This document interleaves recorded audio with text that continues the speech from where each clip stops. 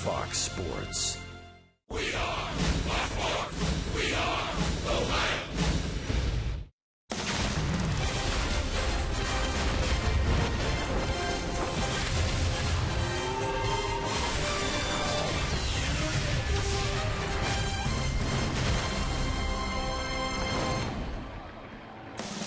Well, throughout the Midwest, it's a football Saturday afternoon, but here at Great American Ballpark, baseball is the order of the day.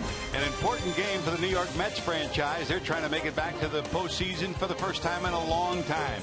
Meanwhile, the Cincinnati Reds will try to derail the Mets train on Fox Sports Ohio.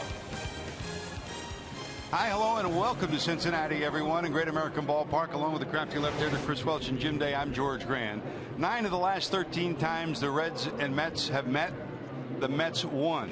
5 in a row this year, and Chris, this Mets team is playing as well as we've ever seen them play. Well, you know, they're getting pitching. They've got big-time power in the lineup. They showed that last night with all the home runs that they hit. They've got 9 straight road wins. It's kind of an interesting team because they seem to play better on the road away from Citi Field than they do at home. They're 11-2 against Cincinnati in the last 13. I mean, they just whooped the Reds. I mean, there's no other way around it. And there's no end in sight for the Reds because they're facing some more really good pitching here today and then again tomorrow. Well, the Mets resurgence has had a lot to do with pitching. You'll see Matt Harvey today. You saw Syndergaard yesterday. Go down the list. Jacob deGrom, outstanding pitching. And for the Reds, they hope they're starting the same trek, too. John Lamb will get the ball today. Well, John Lamb has been very good. And the more you watch this young left-hander pitch, the more you've got to be impressed with the way he goes about his business. He's beginning to throw strikes with every one of his pitches. He's not overpowering now. He's not going to be, and don't be disappointed because he doesn't throw 100 miles an hour. But he does have a very slow curveball that he can get for strikes. He's got a nice changeup, and he's got a cutter/slider that he throws for strikes as well. He gets a lot of strikeouts, Lamb does, and a lot of awkward swings. So if you're looking for the eyeball test of what hitters look like when they face John Lamb, you're very impressed with what he's got.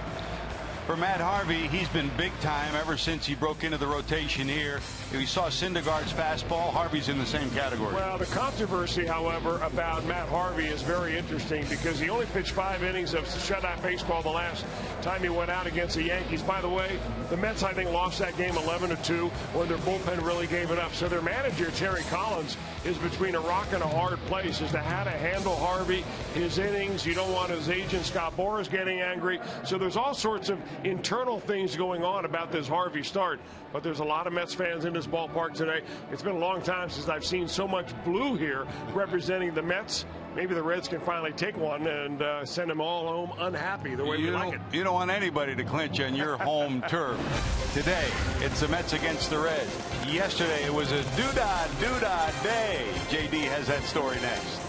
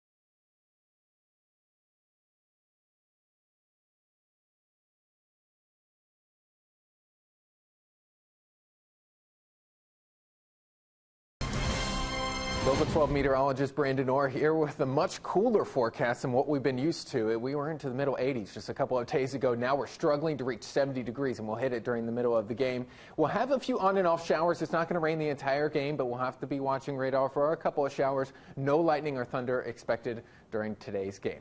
Enjoy the game on Fox Sports Ohio. I'm Jim Day. Those cooler temperatures, the ball doesn't fly quite as much at GABP, but that didn't stop the Mets last night. They put 12 on the board, and Lucas Duda had himself a night. The Mets hit three-run home runs, and 2 off the bat of Lucas Duda.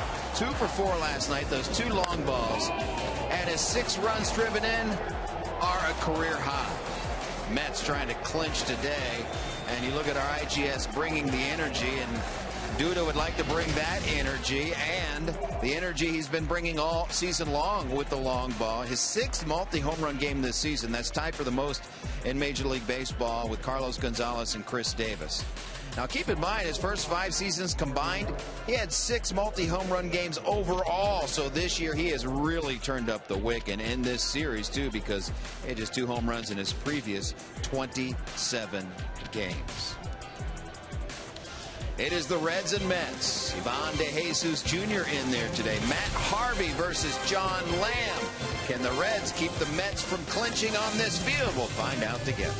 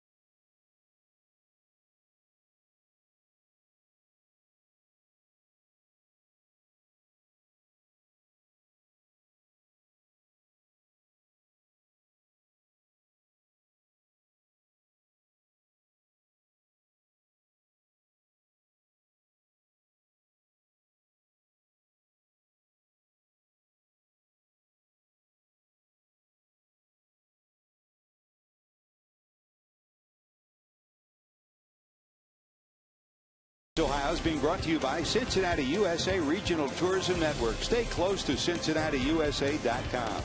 Chevy, check out our award-winning lineup only at your Tri-State Chevy dealer. And by Skyline Chili. Hey, feeling good? It's Skyline time. Overcast skies, but not overcast over the head of that man. Terry Collins is 1 win away from clinching the Eastern Division Championship in the National League. To get him back to the postseason. He's managed in 3 places, Houston and Anaheim, and he's trying to get to the postseason. And after 4 years here with the Mets, let's check his starting lineup, ready to go. Curtis Granderson has been outstanding in the leadoff spot. He'll be back there. He hit his 24th home run of the season last night. David Wright, back off the disabled list, has hit over 300. Yoenis Cespedes has been the difference in this club since the 1st of August. We'll show you his numbers, which are so impressive. Murphy is your second baseman. D'Arnaud behind the plate. Lucas Duda, 2 3-run homers, 6 runs batted in yesterday. Michael Kadire is in left with a left-hander going. Wilmer Flores, interesting story with him. We'll fill you in as the day progresses. Will be at short. And Matt Harvey, the Dark Knight, on the mound and hitting in the 9th spot. And here's the Reds lefty, who really has shown you, Chris, that the Reds made a pretty good deal when they got him from Kansas City. Yeah, he's only part of the deal. That's even the better news about that one, George. But he, over his last 3 ball games, has thrown the ball extremely well. He's thrown shutout baseball in 2 of the last 3. The biggest thing for Lamb today is to stay within himself, pitch his own game, and not try to match Matt Harvey on the mound as far as radar gun readings or trying to blow the ball by people. Use your whole repertoire right from the very beginning and put some zeros on the board. Well, John Lamb in his last 3 starts has been outstanding. 1-0, a 1.8 earned run average, 15 innings pitched, only 3 earned runs. What's the difference in the last 3, Chris? Well, he's got a little more confidence, I think, and his control has been better. He knows his delivery, which is an interesting thing. And if you watch him on the mound, he has to pause a little bit over the rubber to make sure he stays back. When he does that, he'll get success. Locks up Granderson and picks up strikeout number 1. John Lamb with the punch out on the 1-2 delivery.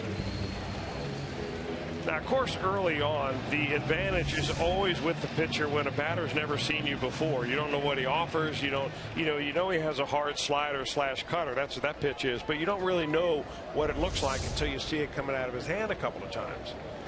So Lamb needs to throw strikes early on and maybe not show him everything that he has to trying to get through the order the first time. But if you need it, use it. You like the walkout to strike ratio, Chris. That's 49 strikeouts and only 14 walks since he came up. Well, swing and miss stuff is sometimes hard to find at a major league level when it comes combined with good control. There's David Wright at 307, 4 homers, 14 knocked in. Wright did not play against the Reds when the Reds played the Mets back in June. Back troubles. They didn't think for a while that he'd be back at all this year. He is back, and he's been swinging pretty well for over a 300 average. And the man who is the Mets captain is one of the 3 remaining Mets from those dark years.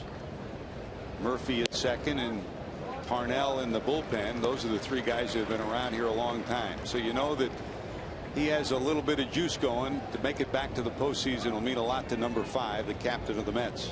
3 balls, 1 strike.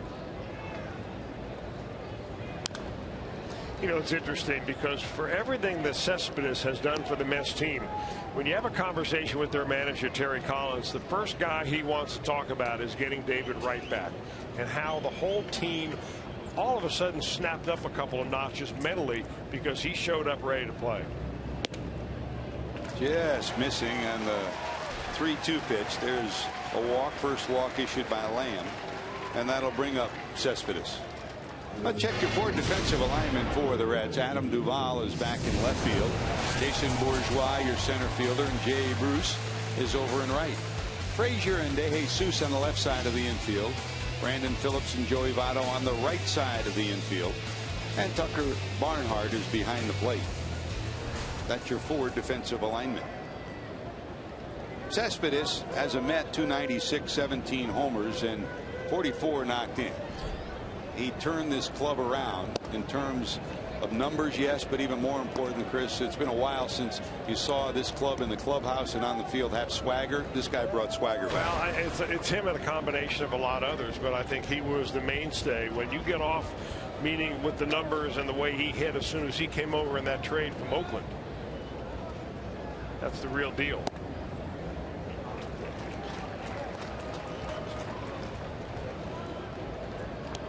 Oh, he came from Oakland, from Boston to Oakland, and then to here.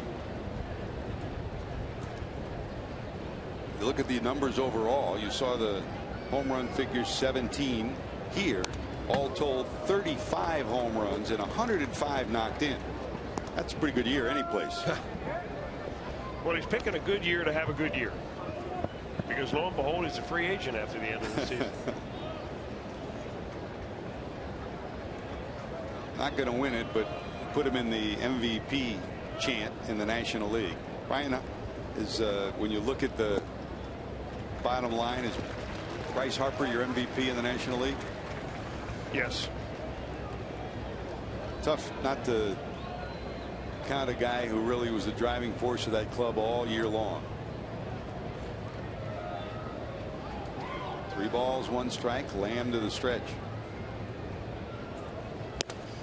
Big swing.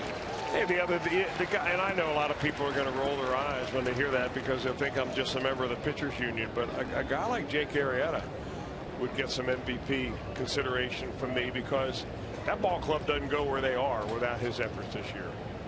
And we're probably heading to a Derek Cole against Jake Arrieta showdown for the wild card matchup unless the Pirates overtake the Cardinals, which the way they're playing might not be a surprise. They won again today, 4-0. Pittsburgh 4 and the Cubs nothing. So in terms of the standings in the National League Central, that means that the Pirates, who have now won 8 straight, are 2.5 back of the Cardinals. The Cubs are 8 games back.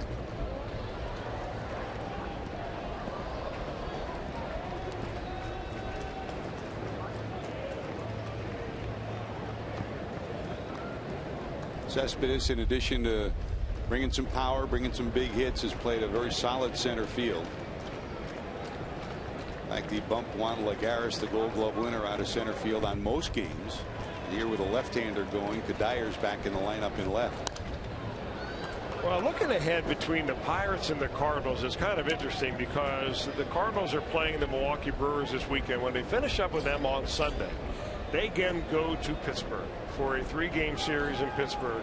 That'll be a hot and woolly one. And then they finish the season with 3 games in Atlanta. And of course the Pirates finish the season with 3 games at home against the Reds. So it could be an interesting weekend next weekend. 3-2. Got him. What a great spot. Well, I'm really happy to see John Lamb stick with the fastball a little bit and not try to trick these hitters early in the game.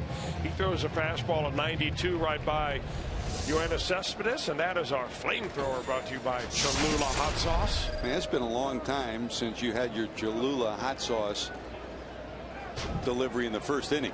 And on a left-hander. On a left-hander. That ain't bad. Here's Daniel Murphy in at 284, 13 homers, 70 knocked in.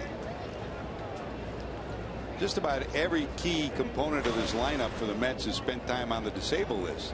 So one of the keys to all of it coming together is the fact they've got some people healthy and they're playing well too. That's jerked way up into the upper deck, but way foul too.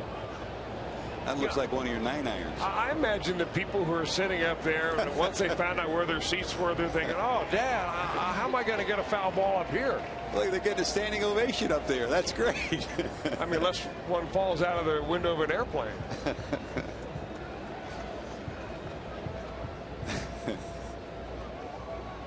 1 ball, 1 strike. Hit hard. Pass Votto into right. David Wright stops at second. So a walk and a base hit, 2 on for the Mets. Now Wright had to hold up, and that would be an advantage for the Reds right here because he wasn't able to make it to third. And of course they respect the arm of Jay Bruce. That ball hit on the button by Duda. Well, David Wright's been on a roll. So is Daniel Murphy. Murphy's base hit gives him 9 straight games with a hit now. A little dipsy doodle dance for David Wright to get out of the way of that line shot. Here's Travis d'Arnaud, 271, 12 homers, 41 knocked in.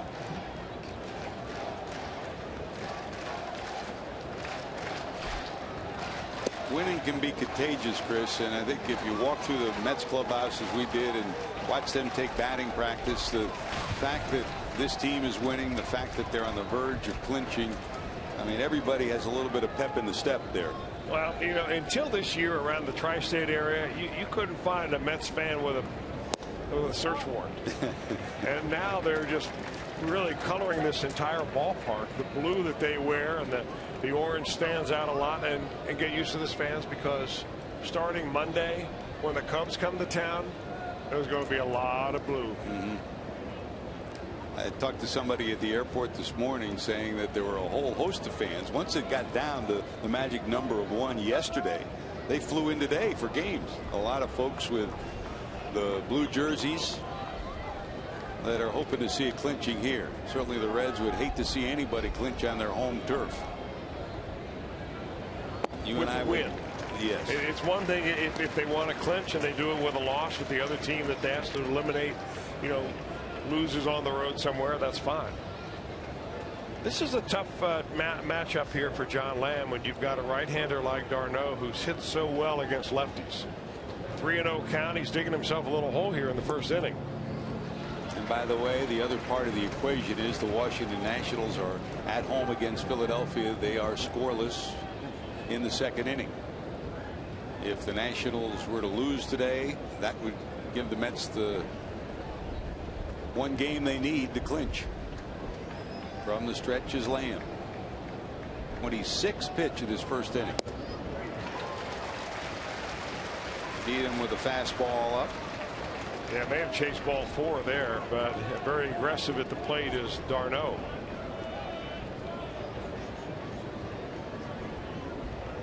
Three, 2 outs. The runners from first and second will be off and running. A walk and a single will put the runners on.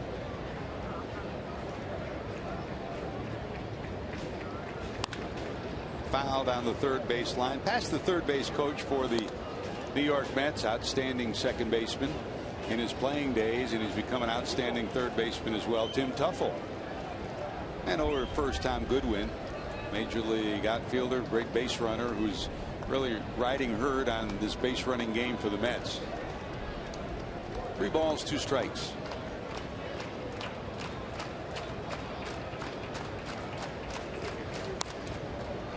And our look at Tim Teufel reminds us that he finished second once in the Gold Glove race. The Mets have had only one second baseman in their team history that's won a Gold Glove. And he's one of our favorite people, Doug Flynn. That's a nice thing to have in your back pocket. Nice to see Dougie before the game. Sure was. 3 balls, 2 strikes, 2 outs. And there's ball 4. So 2 walks, 2 strikeouts, and a base hit. Bases are loaded with 2 away, and there comes the guy who was a hitting star of last night, Lucas Duda. Duda had 2 3-run home runs, a career high 6 runs batted in. He now has 24 homers and 66 knocked in, and Barnhart's going to go out and try to settle down his left-hander.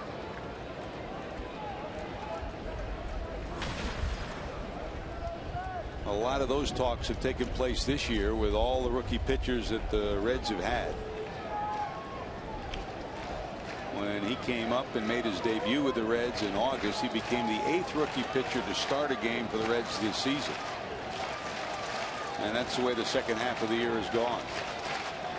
Duda digs in. Base is loaded. 2 outs here in the first. Missing inside. You know, if you're going to miss, that's a really good place to miss to start this at bat off. Not that you're going to intimidate Lucas Duda, but I mean, you feel that fastball in underneath your elbows. That's a lot better to miss there than down and away somewhere in the dirt. Now you just pick away the low outside corner here and make Duda do something. Don't give it to him.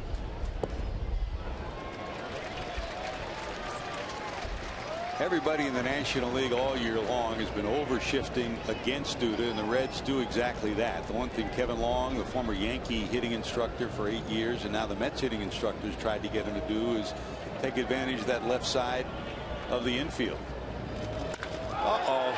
Forget it. What a tear this guy is on. Say goodbye. Lucas Duda drills a grand slam home run, and it's 4-0 Mets in the first. 6 runs batted in last night, 4 runs batted in on that swing, 10 runs batted in the last 2 games.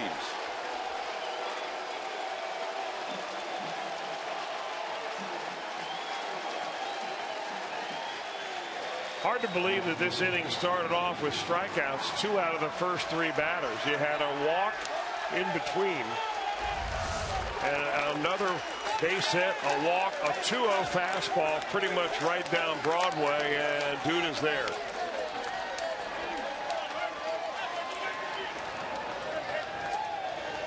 Well, you live and learn. And Lucas Duda's living right now. Well, yeah, I mean, obviously you got a hot hitter in there. This year Duda's hitting left-handers better than right-handers and all those kind of splits. But you set yourself up for failure when you can't throw strikes, especially in the first inning. And I think John Lamb, we haven't seen this out of Lamb in a few starts. I just think he's too amped up. And finally a visit from the pitching coach.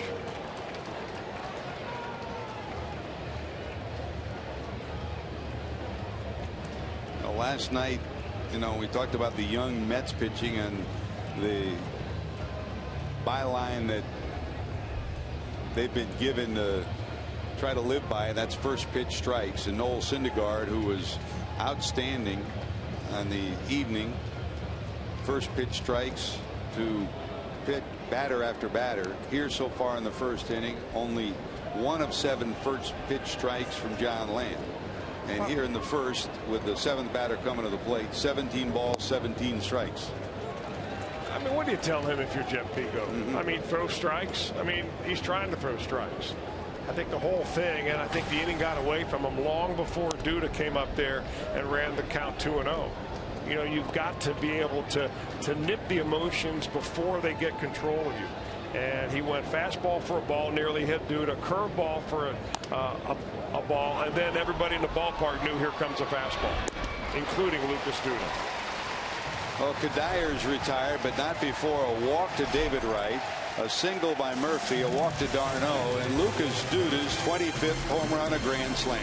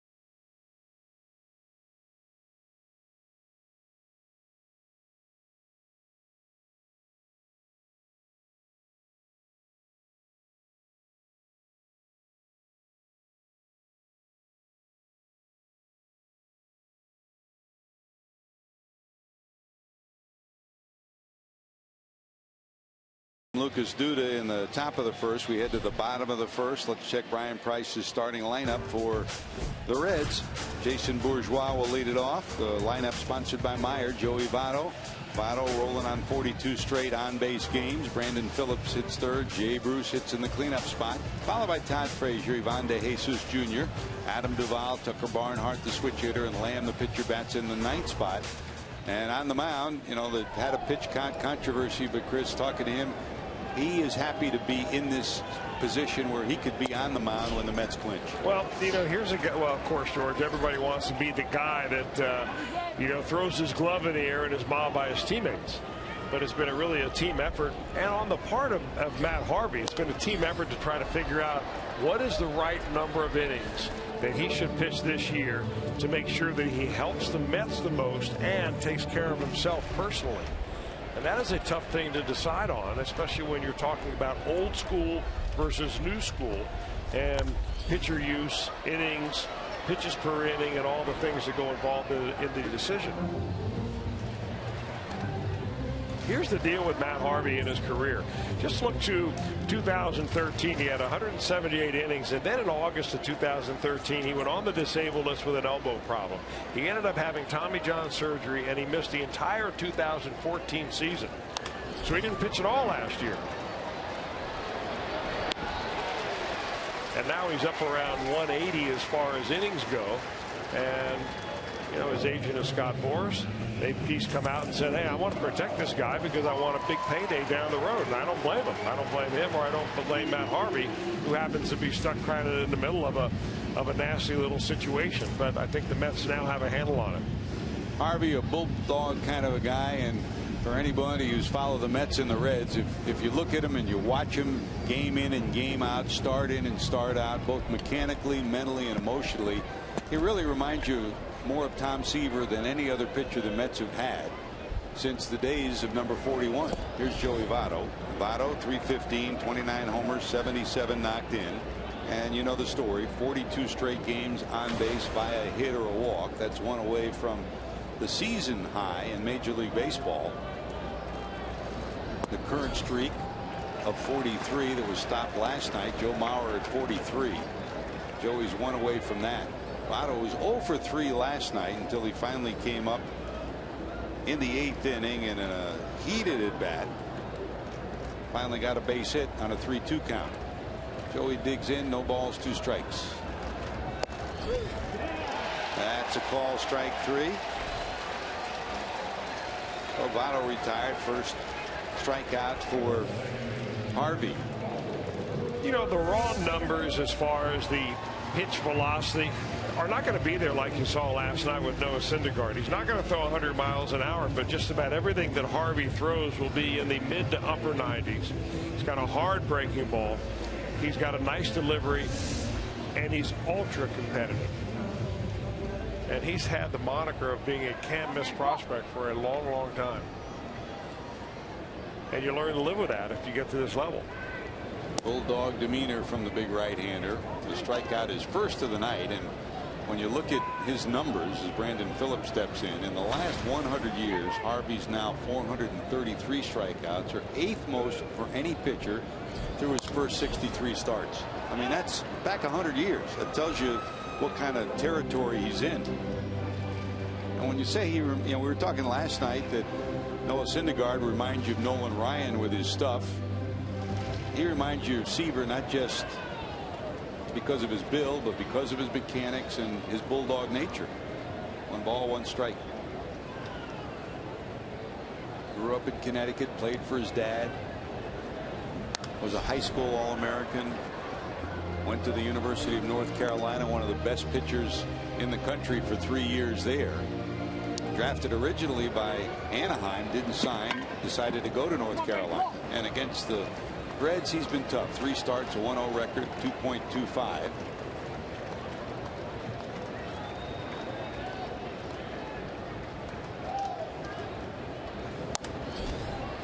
Phillips fouls this off. In fact, he was the starter for the Mets in his last start against the Reds. A no decision. That was in that 2-1 13-inning win back on June the 27th, the one that was suspended in the 7th inning and resumed the next day. He pitched 6 innings, allowed 1 run and 4 hits. The next day it was the Mats day. Fly ball to right. Granderson there, he's got it. Ground out, strikeout, fly ball out. Reds go 1-2-3. Wilmer Flores leads it off as you go to the 2nd.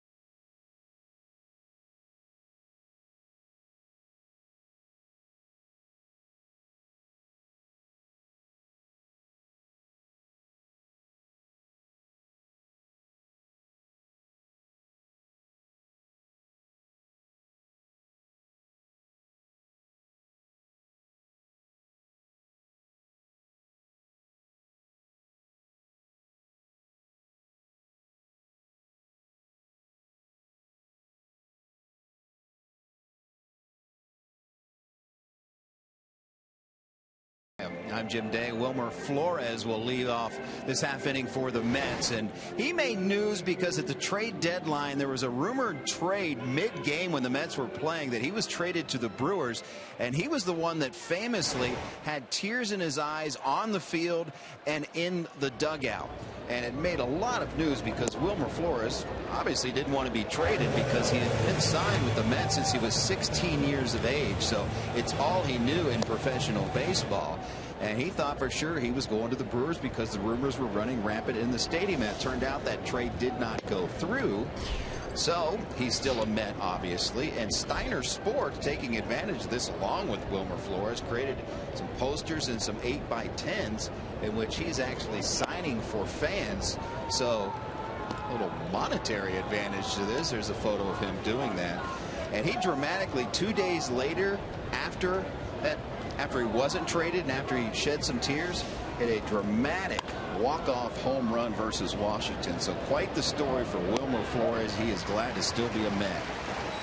You know, think about it, JD and Chris. You know, look at what happened. They did not make the trade for Gomez because the Mets balked at, you know, the medical report on Carlos Gomez. Gomez eventually was traded by Milwaukee, but because of that, the trade that was not made, and at the time they were also interested in getting Jay Bruce from the Reds as a power hitter to play the outfield. They wound up getting Yoenis Cespedes. So the trade that wasn't made led to the trade that really turned this club around. Interesting stuff, how sometimes the trades you don't make are more important than the ones you do make. Here's Harvey after Flores bounces out. Matt at 115, a homer and 7 knocked in.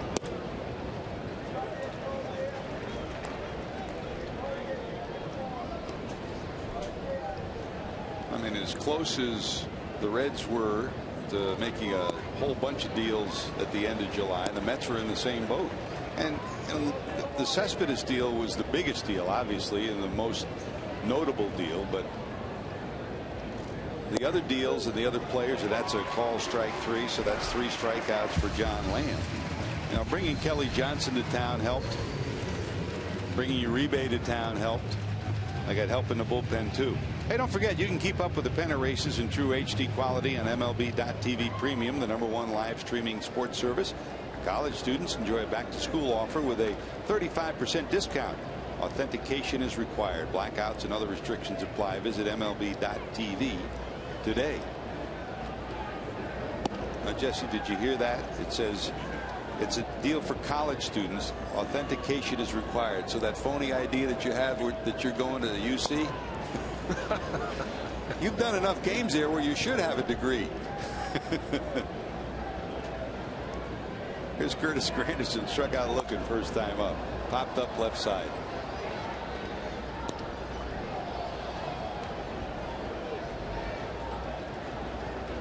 John Lamb, 2 strikeouts, but 2 walks and a single allowed in the first. And then Lucas Duda capped what has been a remarkable couple of days with a grand slam home run. 2 3-run home runs yesterday, 6 runs batted in, and 4 more today.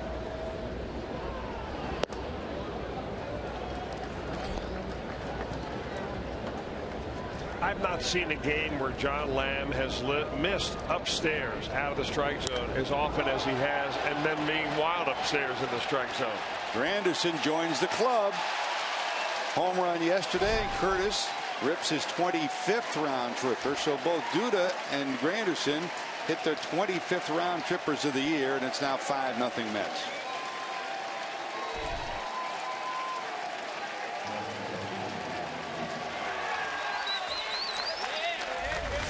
I imagine John Lamb came into this ball game thinking, as most pitchers would, that I'm going to go out there and I'm going to stop this Mets train. I'm going to single-handedly take this Reds ball club, put them on my back, and I'm going to throw up a bunch of zeros here today, and we're going to win this game. But the reality of it is that sometimes you let that thought get into your way of success, and you have to take it one pitch at a time and stay within yourself. And I can tell you from watching him here in the first couple innings that he's not within himself. Just trying too hard and trying to throw too hard, which when that happens, everything really goes south on you. There's David Wright, walked in the first and scored on the homer. You'd rather see John Lamb throw 90 at 91 miles an hour on the corners than try to throw 93 or 94, which is probably his top out, and not know where it's going to go. Now you learn that as a young pitcher. And if you're lucky and you learn it, then you become an old pitcher.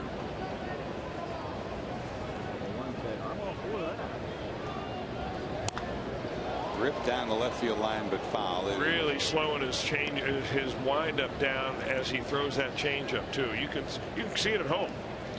When he throws that changeup, everything slows down. His body, not just his arm. You got to sell that like a fastball.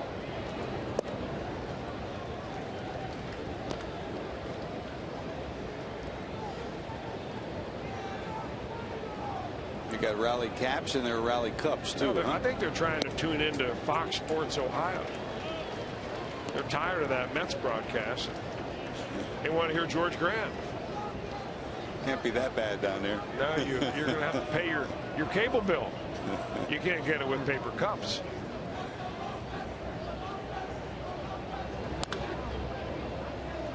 You know, when you're winning, you do that and you can have fun. Yep. If somebody did that in the Reds dugout right now, you'd have cause to get all over. What are you smiling about when you're on this kind of a losing streak? What do you have to smile about when you're a last place club? Well, when the bottom line is the bottom line, you got to have fun when you play this game.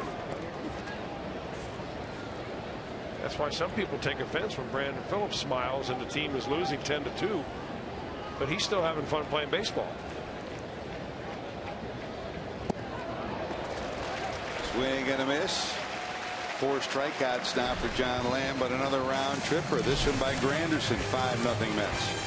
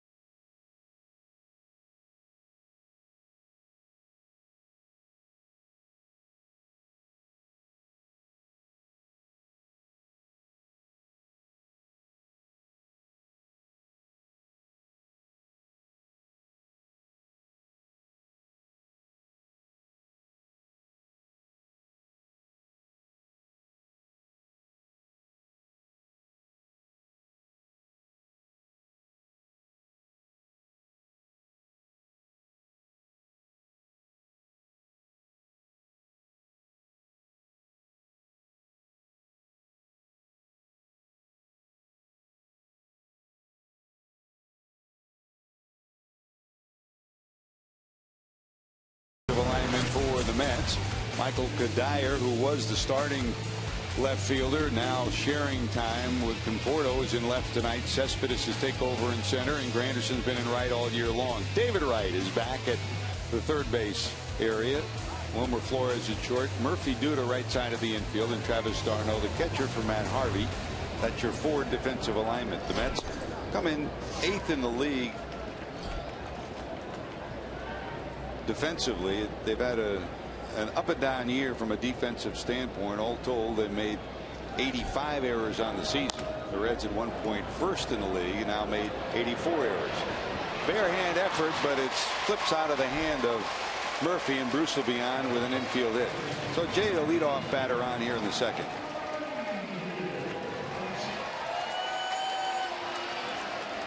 Well, here's one way to beat the shift, right? Because all the infielders are playing a shallow outfield, and all you have to do is hit it softly and run like crazy down the first baseline. Well, Jay's on, and here's Todd Frazier at 258, 35 homers and 88 knocked in.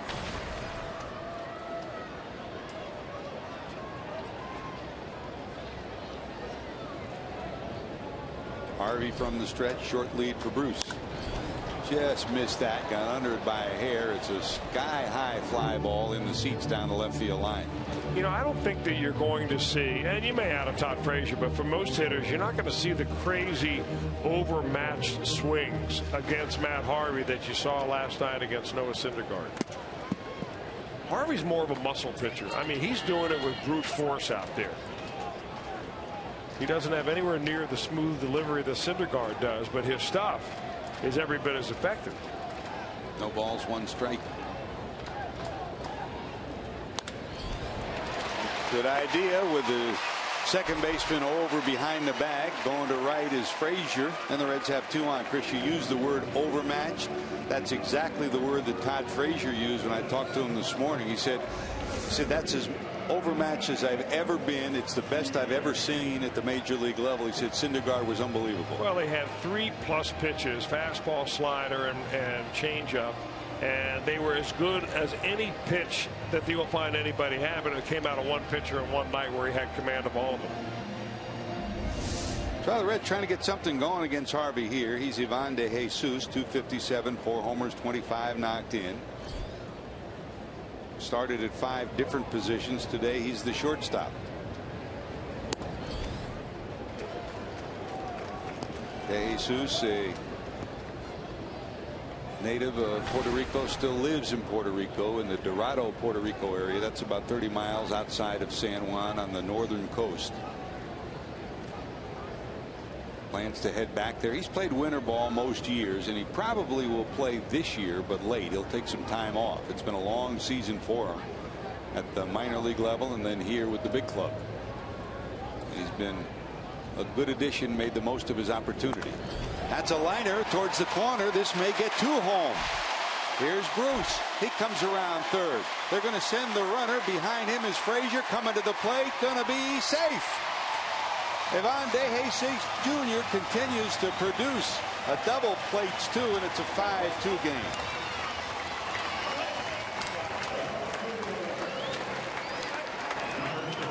You know, the Reds are seeing a side of Ivan De Jesus Jr. that other major league clubs maybe didn't take the time to see. He's now 27 or 28 years old, so he's not like fresh out of AAA. He's been around a while, but he uses right field, and I talked to him about that earlier today. He says, you know, if you watch me play over the years, you'll know that that's where I hit the ball. I've always been taught to hit the ball late, hit it out of the catcher's glove and go that way, and it's been very effective for him. Listened to his dad, didn't he? It's good advice there. No kidding. Here's Adam Duvall. Duvall last night led off the 9th inning with a home run, his 4th of the year. He's shown some power since coming up. And not only power to left field, but power to right field, like the home run last night. De Jesus off second. High in the air to right. De Jesus is tagging. Granderson, good arm. Ivan's going nowhere. Duvall retired. First out of the inning, and that'll bring up Barnhart. You know, didn't get the job done, but tried to hit the ball the other way, just got underneath it. So, I mean, that's better than a ground ball to third baseman where you don't even indicate that you're trying to move that runner to third.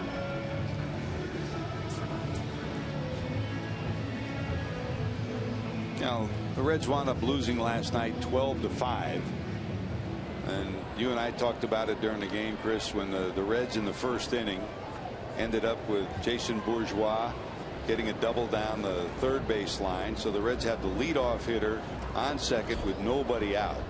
And we lamented the fact, how many times have we seen that this year? And going in the clubhouse last night, that's the same feeling down there. And you know, that's something that would kill Pete Rose. Pete Rose hated that. You get a runner to second, nobody out. You got to get him home. I mean, it doesn't even take a base hit.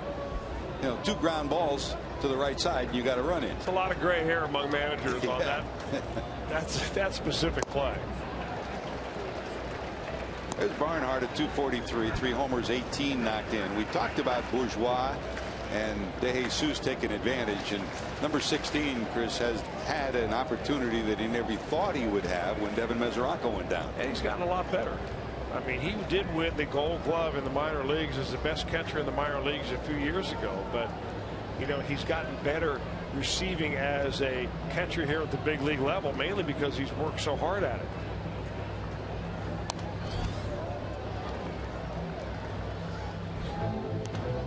This is the far stronger side for him, as you saw. Against right-handed pitching, he's a 260 hitter. Against left-handed, 178. And you know, you put up numbers like that, you start thinking about maybe Cannon hitting from the right side, huh?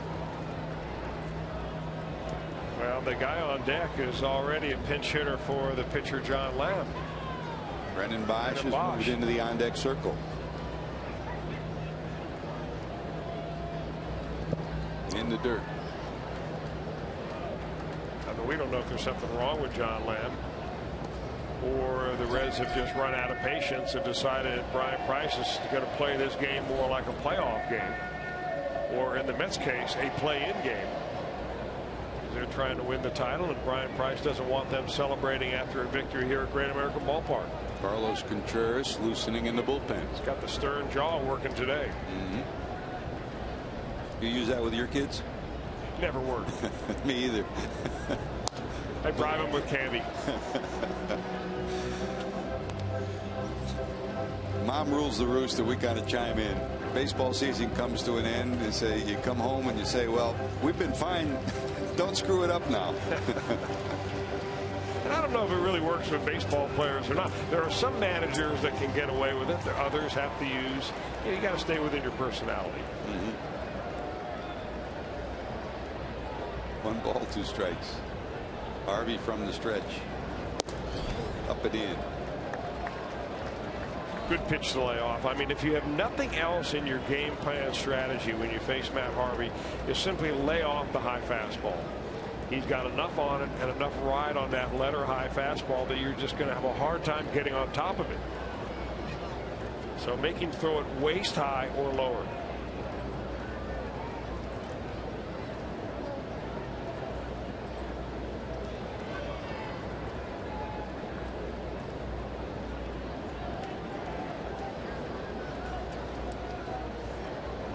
Two balls, 2 strikes to the Reds catcher.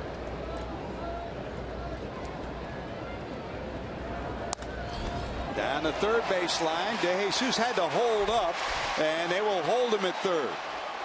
Going to second, though, will be Barnhart. They didn't get a look at him, and he took advantage. Great job by Barnhart to take the extra base.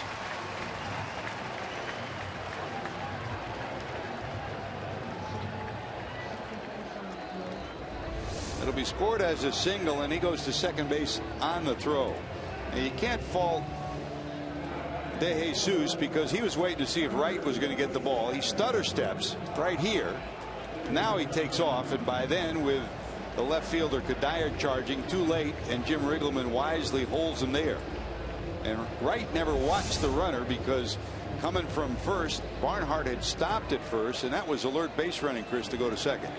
Look at the damaging hits in this inning for the Reds. Each and every one of them has been an opposite field base hit. Now, Bruce got it going with a high hopper, a lucky bounce, but for the most part, Frazier goes opposite field with a line drive. De Jesus goes opposite field with a line drive. Barnhart goes opposite field with a line drive. They're letting Harvey supply the power, and the Reds supply the direction.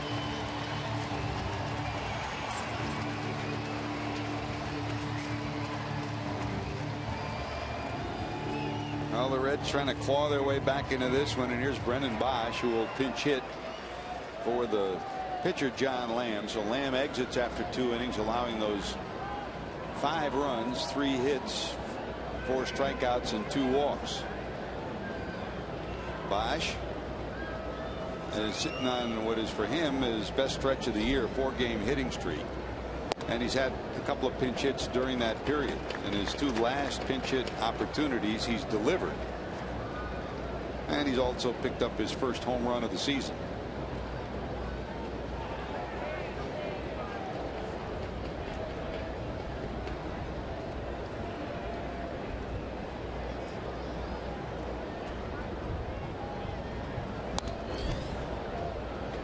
Foul back, 1 ball, 1 strike. Dan Warthen, the pitching coach for the Mets, out to give his young right-hander a bit of a pep talk. Now you're staked to 5-zip with this guy on the mound. You feel pretty comfortable. The Reds trying to spoil the Mets party, claw themselves back into this game. Well, you just love the tenacity the Reds are showing here. I mean, they're getting after it here today. Nice to see. Harvey to the stretch. That's the one you got to lay off. That may have been a strike even if he had taken it. But Brennan Bosch just, that's not his strength at going after that pitch. And you saw Darno, he wants it up and away, and he puts it right there. Probably would have been a call strike anyhow. I imagine he's probably going to go back up there again.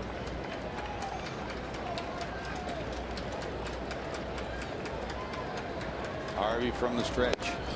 Got him.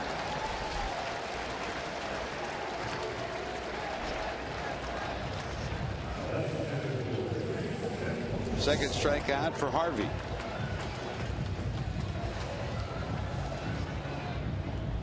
You know you have good ride on your 4-seam fastball. That was a great look we gave you in that super slow-mo. When you swing underneath a waist-high fastball, it just doesn't sink like you anticipated. And what hitters used to say is that, well, his fastball rises. Well, it's impossible for a human being to actually throw a fastball that rises, but it doesn't sink the way your eye predicts that it will, and that gives you the impression that it actually does rise. And that's what Harvey does with that 4-seamer. No balls, 1 strike. Bourgeois grounded to short first time up.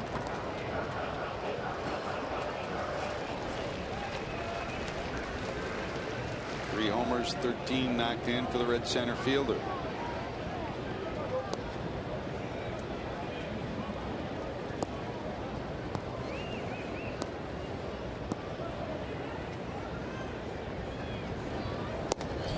That's a strike. 1-2. De Jesus off third, Barnhart off second.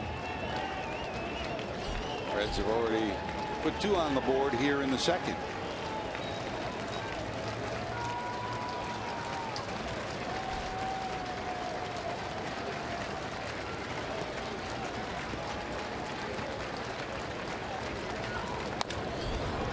Dribbler to the right side. Murphy has it. He takes care of it, and the Reds will strand a pair, but they do get 2 in. 5-2 Mets heading to the third.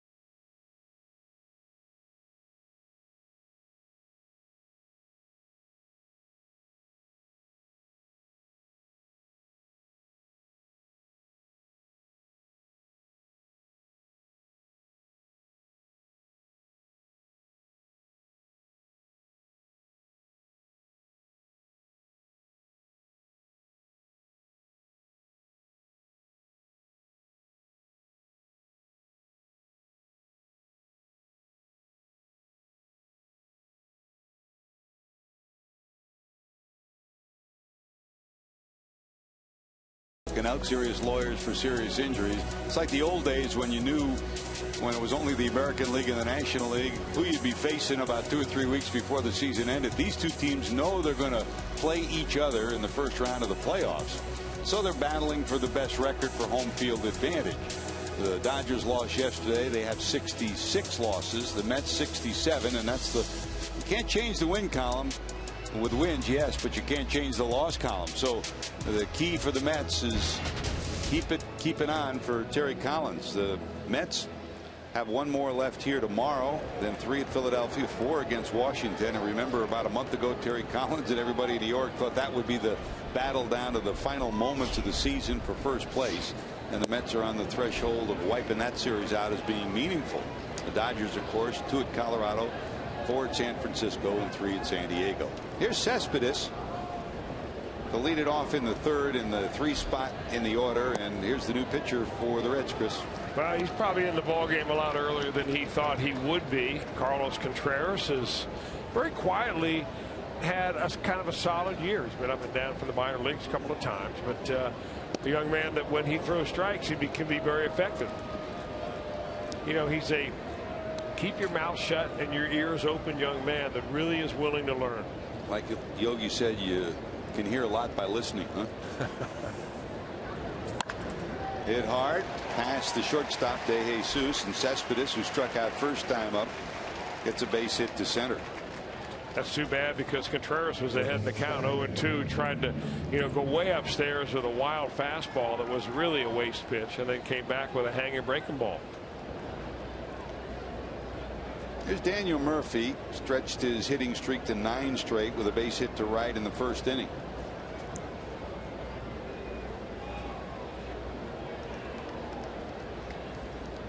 Darno, then Duda in this Mets 3rd inning. From the stretch is Contreras. A strike, says the home plate umpire, Chris Conroy.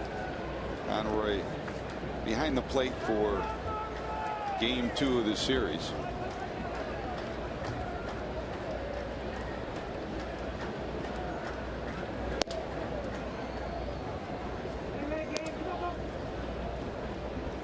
Rest of the umpire rotation, Teddy Barrett's at first. Angel Hernandez was behind the plate yesterday over at 3rd. And Adam Hamari is over at second base.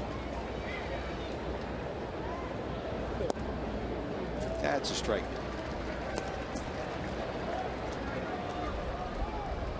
Joined us late. Pirates won 4-0 over the Chicago Cubs. So at the moment, Pittsburgh 2.5 back of the Cardinals. Cubs 8 games back. Pirates have won 8 straight now.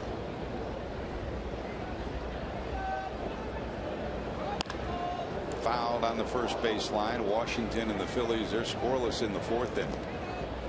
Those are the only 2 other afternoon games. Houston beat Texas 9-7, and Toronto beat Tampa Bay 10-8.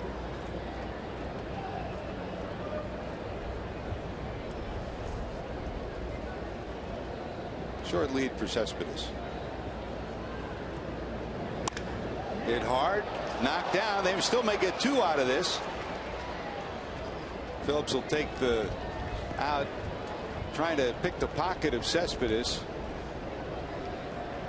And they could have, but Brandon Phillips decided to take the force at second when he thought he might not get the runner over at first after he bobbled the line drive. So it'll go 4-6.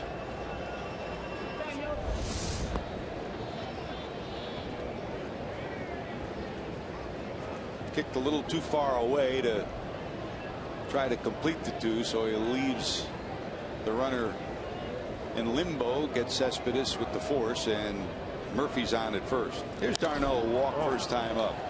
High in the air, left field line. Long run Duvall. Adam there, got it. 2 away.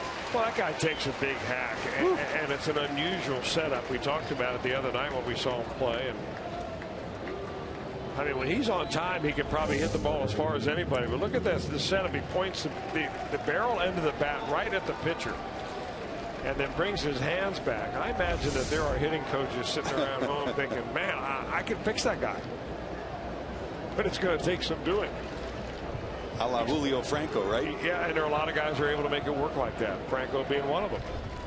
And he's made it work like that. He's become a very nice player. In fact, the Mets love him, and the pitching staff really likes him. Well, the two hitting coaches are Longs. Don Long, the hitting coach for the Reds, Kevin Long, the hitting coach for the Mets. And this is Kevin Long's first year with the Mets after the 8 years in New York with the Yankees. After changing leagues and changing teams, talking to him about some of the odd setups that the Mets have, he said, look, you know, my job, let them be who they are, and then when they get confidence in me, maybe we can change some things. That, you know, it's tough to manage, but it's also tough to be a pitching coach or a hitting coach in this day and age, isn't it? You're a personality coach. Mm-hmm. Well, here's Lucas. 2 3-run home runs yesterday, a grand slam today. Add this up, 12 runs batted in, the most in a series against the Reds in a long time. The last time 2004. And Chris, you and I were here for a day a night, a doubleheader that you'll never forget. September of 1993, when Mark Whitten hit those 4 home runs in the second game of a doubleheader off 4 different guys. That's 13. Whitten, Bill Cavaretta, and Cliff Lee each have the record of 13 runs batted in. Due to 1 away from that in a series.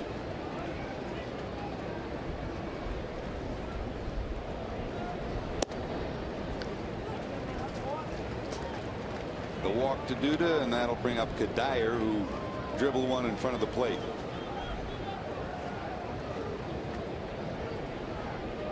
Lucas is one of 12 other players that have 6 other players that have had 12 runs batted in a series against the Reds.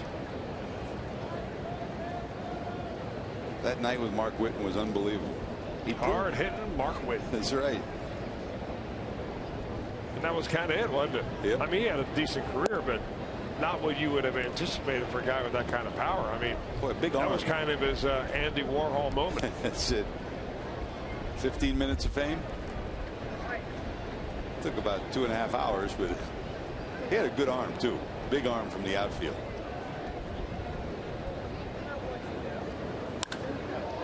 Left center, a rocket shot off the bat of Kadire. It is off the top of the wall.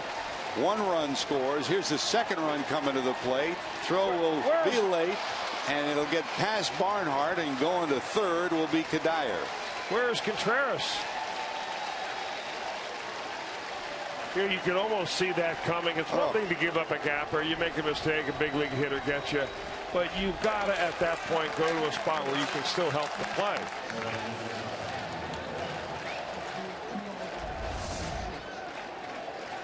Kadire's won a batting title. I mean, he doesn't miss those pitches down Broadway very much. A nice flat fastball at 93. And then Contreras pulls his box ticket out of his pocket. He's standing there in front of home plate as that ball goes by the catcher.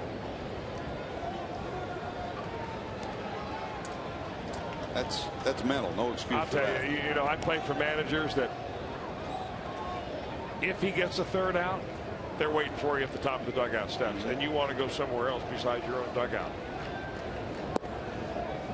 Because if that run scores right here because of a wild pitch, an infield hit, in some manner in which you can score from 3rd when you cannot score from 2nd, it would really be hitting the fan. The look from Ryan Price says it all. He's standing in no man's land right by the 3rd base line. I guess in his defense, you could say he's thinking, should I go back up 3rd or should I back up home? But he's nowhere to help either way. There's no defense. No. So it'll go as a double. 2 runs batted in, and he goes to 3rd on the error by the shortstop. His arm angle is a lot lower than I remember him throwing too. For some reason, he seems to be really working on the side of the baseball. Swing and a miss. Flores retired, and a 2-3 put out, but more damage done. A leadoff single, a walk, and a big double. 7-2 Mets.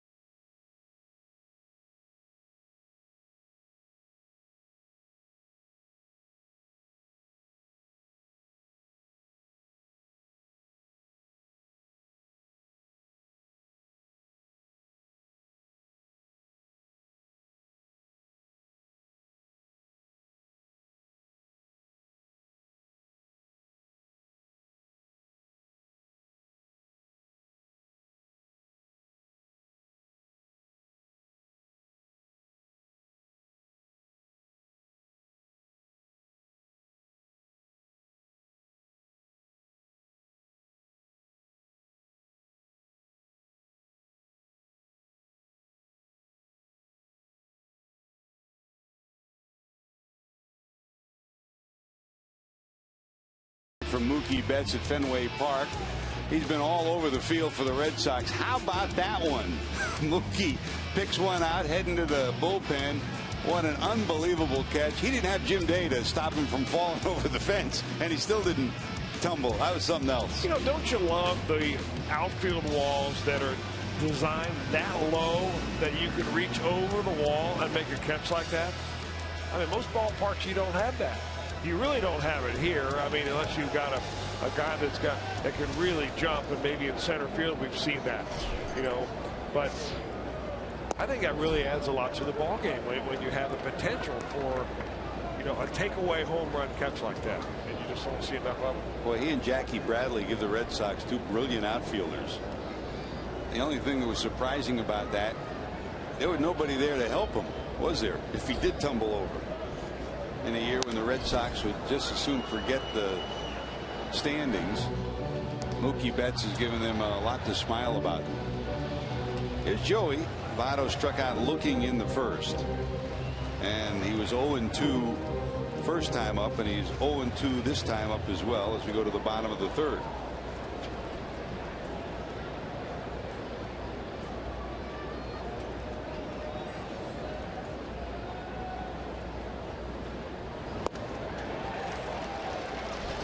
Nasty 91-mile-an-hour slider.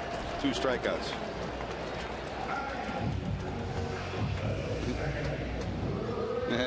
The other part of this, you remember the guy, the cop who was in the back? I don't think it looks like a different guy, doesn't it? When Torrey Hunter tumbled over making that catch. Looks like a different guy. That's Dick Tidrow, I think. It does look like dirt.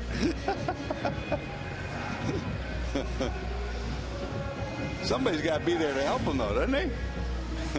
Those bullpenners, yeah, you're weak. They're going to interrupt the card game for something like that? Eating your hot dogs. Now you can even be on your iPad. Did you see that this week? Yeah, but you can't have them hooked up to the internet. No, it's got to be downloaded. You can, in other words, you could download scouting reports or, you know, batting averages or whatever, defensive alignments. Yeah. Bejeweled.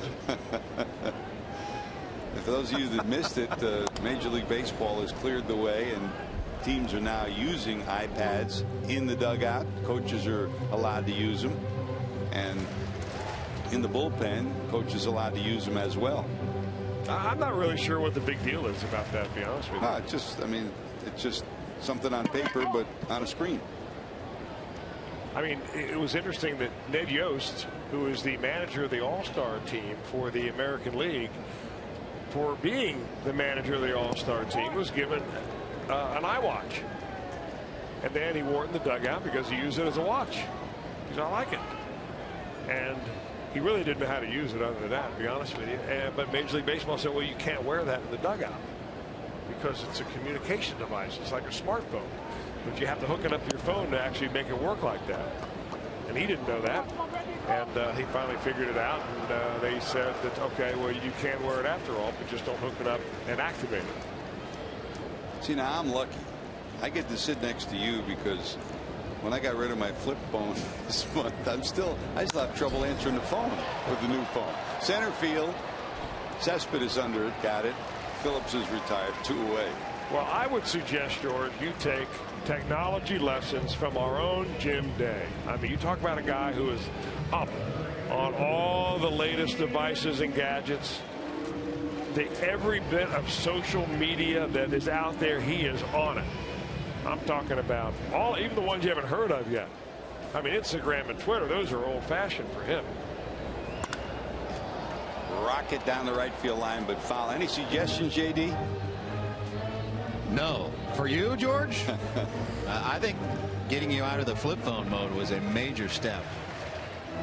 I got condolences from Bronson Arroyo. I bet he's the only one left standing. And he says also Andrew Luck. So we held a moment of silence for that flip phone. Served you well. Are you going to be donning your iPad down there soon? No. Actually, I'm able to use mine, and it's Wi-Fi enabled in the dugout. I actually talked to Rob Conklin about this, and it's basically an iPad that the only thing on it is one app, and it's the app that you can download all the scouting information. No video yet.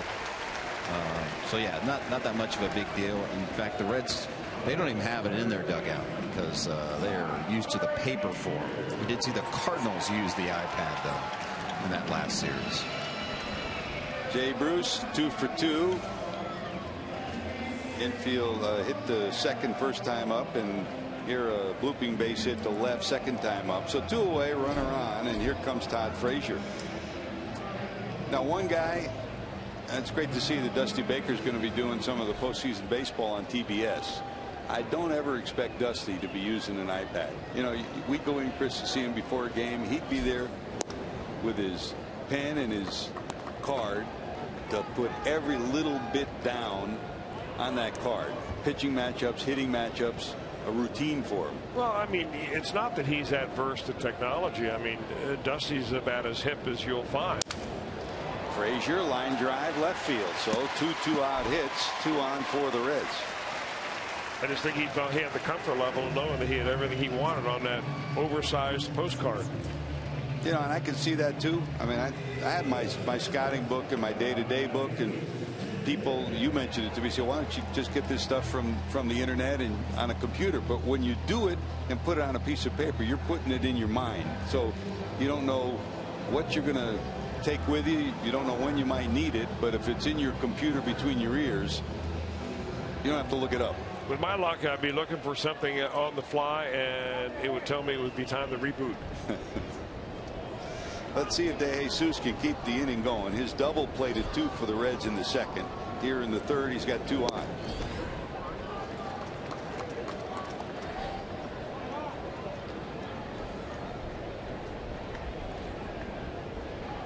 Bruce is single to left. Frazier is single to left. They lead off their bases.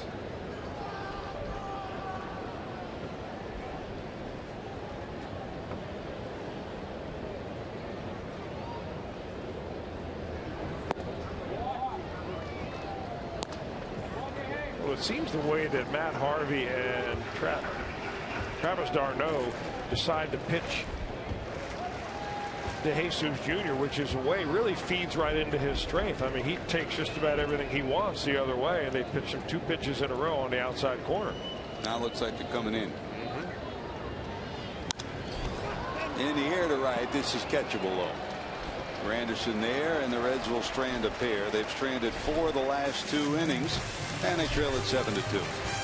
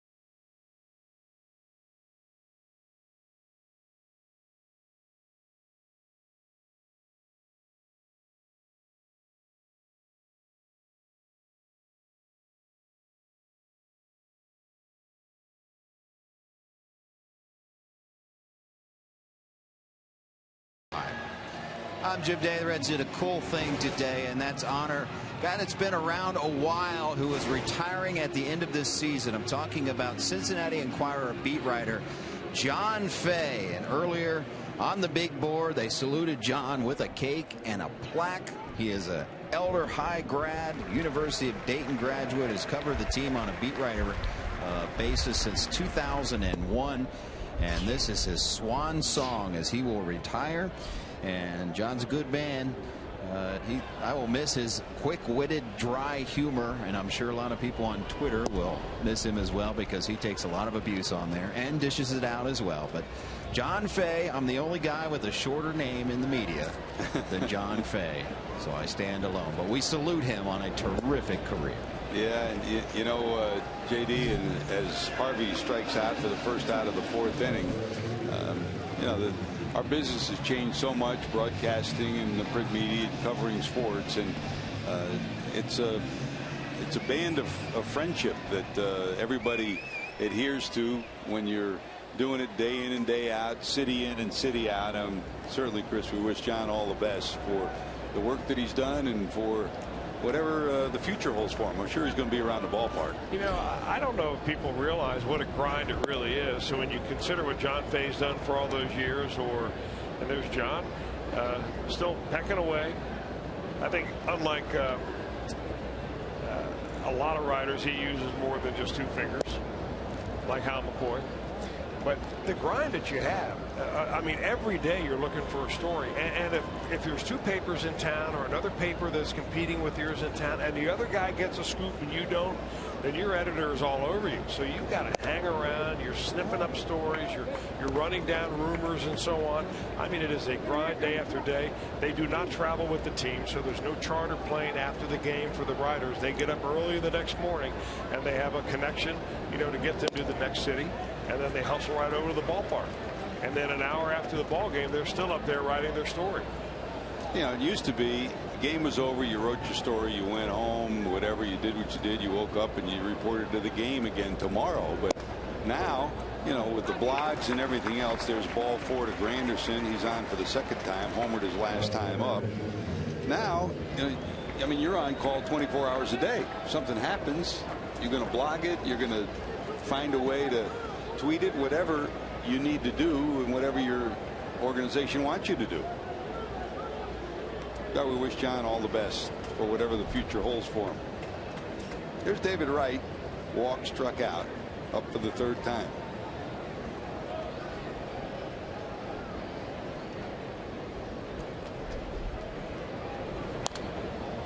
Out back and out of play to the right side.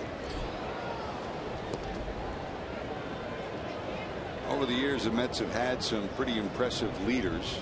I mean, beginning with Gil Hodges as a manager who really formulated the early years of those Mets that eventually went to the World Series. And you get guys like Keith Hernandez, who's in the booth right next to us. And there haven't been many that have been blessed with being named captain. And there was a question. I mean, they talked about David being a captain once early in his career. He was not really open to that, and when they did finally name him captain, he realized his role would change, and he's evolved into that role.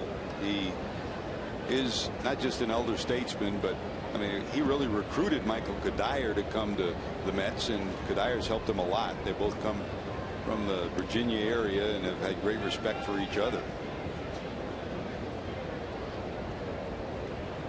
1 ball, 2 strikes.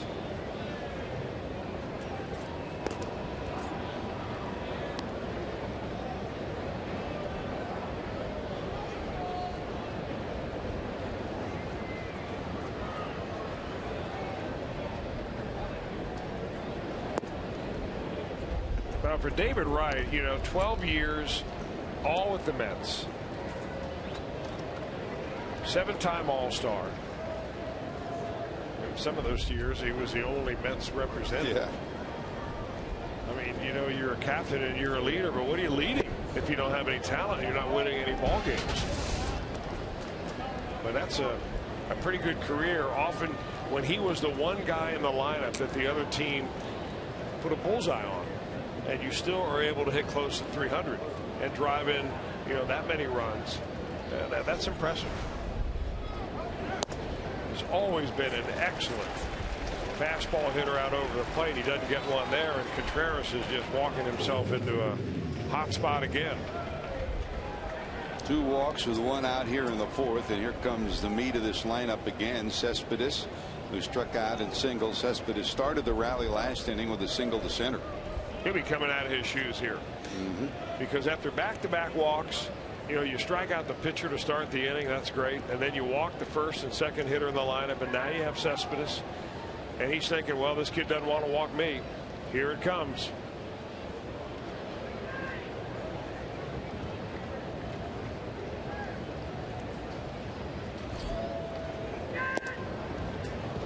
Oh, nice job by Barnhart. You almost had runners at second and third. Looked like a pitch out. And Jeff Pico's calling time. He wants to go out and check with him. You know, he does not. You know, he looks usually free and easy. He does not look comfortable out there today, Chris.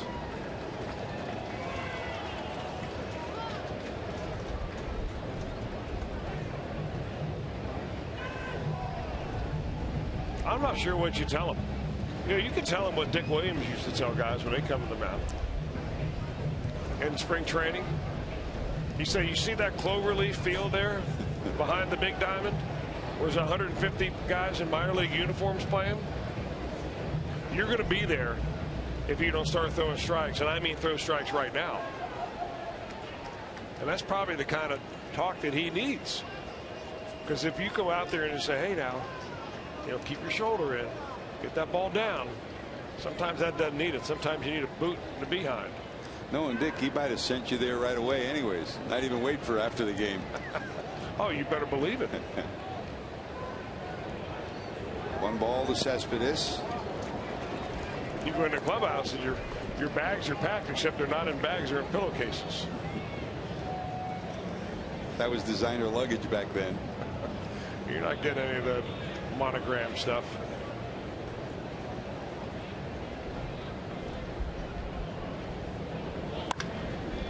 The short, can they turn it into two? Phillips on to first. Yes, sirree. Good job and a buckle down job by Contreras. Still 7-2 Mets.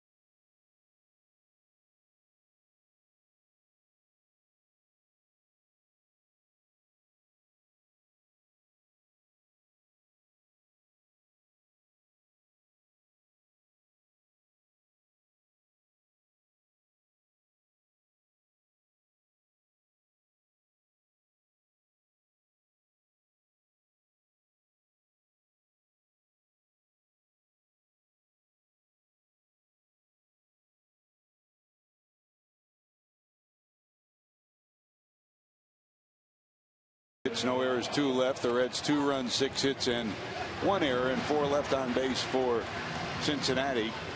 Great to have you with us, George Grant, Chris Welch, and we're very happy to welcome Brian Heiler from the Midland Redskins. Those of you that are Reds fans know the name Midland Redskins well, and anybody in Major League Baseball does too. Brian, what a great tradition, one of the greatest amateur baseball programs ever, and I know you're very proud. George, thanks for having me on, you and Chris. Very happy to be here.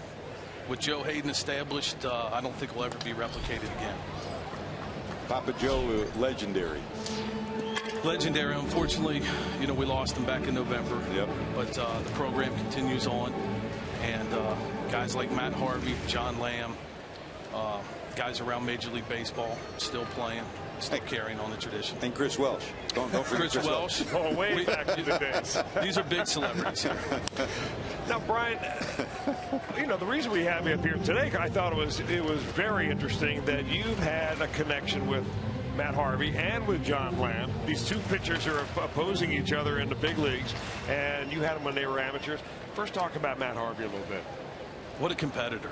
You know, we had Matt Harvey in 2007, and he slipped in the draft to the 3rd round to the Angels, and while he was negotiating his contract, thought, I want to play, I want to show him why I'm worth more money. Came and just was lights out. What a fierce competitor. I don't care if you're playing marbles. He wants to win. The apple doesn't fall far from the tree. His dad was a coach at Fitch High School in Groton, Connecticut, and his dad's legendary too. Ed is a great guy. Yep. And you know, if you ask Matt, he'll tell you. Ed taught me everything I know. Yep. And rightfully so. Ed deserves a lot of the credit, that's for sure. So from there, Matt played summer ball for you and ended up not signing after all. Correct. He ended up going to the University of North Carolina. Played 3 seasons there, and then obviously was the 7th overall pick for the Mets. Okay, now you housed some of the players too, and have them live with you. Did Matt? Was he one of the guys that lived with your family? Matt was. In 2007, I housed Eric Hosmer, the first baseman for the Royals, Matt Harvey, and Devin Marrera, who's now up with the Boston Red Sox. And don't know if I'll ever get another household with that much clout. That's a lot of fun. How about John Lamb? John's a great story. You know, John pitched for us and unfortunately couldn't come back. What people don't realize, he was in a serious car accident. In fact, broke his arm in a serious car accident senior year, couldn't pitch, slipped to the 5th round, went to the Kansas City Royals, overcomes the Tommy John surgery, done so much to get back. Very proud of John and where he's at. Like I said, it's very hard to root today. Yeah. You got one who's trying to get him to the playoffs and the other guy's interviewing for a job for next year, so to speak, and kind of showing what he can do. It's tough. That's Josh Smith. Yes, Josh Smith pinch hitting here in the 4th. He pops up. It's a quick 1-2-3. We'll be back with Brian with more after these messages. Mets lead the Reds 7-2.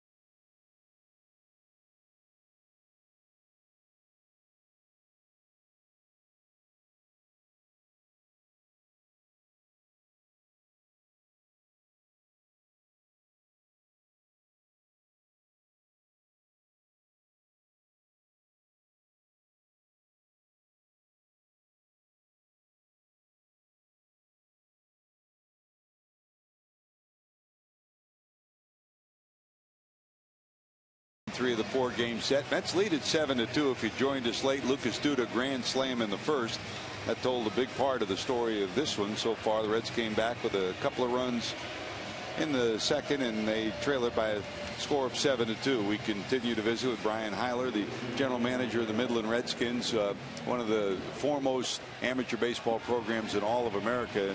And Brian, the 2 pitchers that you have here today are special to you, and you've produced many major league players over the years. In this day and age, when you have so many showcases, you have so many summer league teams, to get leaders and to develop leaders becomes more and more difficult. You've had some very special players play for you. We did. We really did. And again, it goes back to Joe Hayden. It's Midland's more about tradition and values and being a good, productive citizen in society. But it has changed a lot. Baseball, the scout doesn't go back down the gravel and dirt road anymore to find that player. They go to these big showcases, and in fact, we're getting ready to go to Florida for a couple big showcases here in October. One to Fort Myers, one to Jupiter, Florida. Now, these showcases, though, Brian, are not only for pro scouts. There's a ton of them there. In fact, I went with you down there a couple of years ago, and I think the Reds had 15 or 16 scouts on their own. The Royals had 22 scouts just from their organization at that showcase in Jupiter. But there are a lot of college coaches down there as well. Oh, absolutely. It's gotten to the point where it's unbelievable. You can't see the field sometimes. As you know, you were there. They have golf carts. Every team rents them. The Reds have 18, 19 scouts. The Royals do. You have agents, financial advisors. It's really become a big business, really. It's what it's become. Where do you get your players? All over the country. I'd like to get them from right here in Cincinnati. You'd like to have them local and homegrown. You like to have as many of those guys as you can, but sometimes they just feel like they want to stay with where they're at, and that's okay. And everybody has a different reason, for why they'd want to come or not want to come, and you have to respect that. But we look at it like this: if like Matt Harvey, or John Lamb, if the person in Cincinnati tells us they don't want to play for us, we don't want to sit around and just take what we would consider the third or fourth, fifth best option. We want to go out and get that next best option. A guy who you've been close with and we've all been close with, and you go down to his tournament now, that's Gene Bennett in Portsmouth. You talk about legend, and look at the smile on your faces. We all have a smile on our face. I love Gene's stories, and you have to know Gene to understand that. He is one of the best storytellers, and sometimes I find myself, I don't even watch the game. We go to Portsmouth, Ohio. I'm listening to Gene and Al Oliver and those guys all talking. and I forget there's a game going on. Gene is what a great man, great human being. He's done a great job with that tournament down there too. Here's a big shot to center field. Bourgeois back at the warning track, at the wall. Did he get it? He got it. He got it. Well, this is a game of opportunity, and with Billy Hamilton down, Jason Bourgeois comes up with as good a catch as you'll see all year here at Great American Ballpark. Here's another look. How about this, Chris? Well, we were talking earlier about the fences not being low enough to rob a home run. Well, that's not accurate, because that's exactly what Bourgeois does right here. That ball is destined to go over for a home run, and he pulls it back and turns it into an out. That's a steak dinner right there. Colin Ballister, yep, tip included.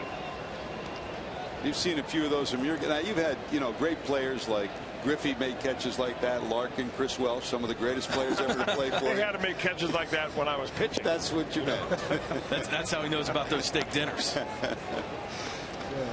Hey, you had Tucker Barnhart as well. We did. We had Tucker Barnhart at one of our showcases actually down in Florida as the Cincinnati Reds scout team. We won it that year. Got a nice Reds ring for it. One of the guys locally we've talked about a lot, Andrew Benintendi. Had a great year in pro ball this year, and you followed him all throughout his high school career. Obviously, you had him in the summer and down there in Arkansas. Shows you size doesn't matter in this game. Amen. 5'10", 5'11", leads the NCAA in home runs, wins the Golden Spike, 7th overall pick. There's a loop into center field. Bourgeois slips but gets up to make the catch. Nice job by Jason. We were together for the Golden Spikes announcement in Los Angeles, and I said, who's meant the most to you in your development? He said, well, first my dad, Chris, and I mean, a great guy too, wonderful family. But then he said Joe Hayden. Words can't describe Joe Hayden. Yeah. They really can't. We miss him so much. We lost a father, a leader, a teacher, a mentor. We lost a lot when we lost Joe Hayden, that's for sure.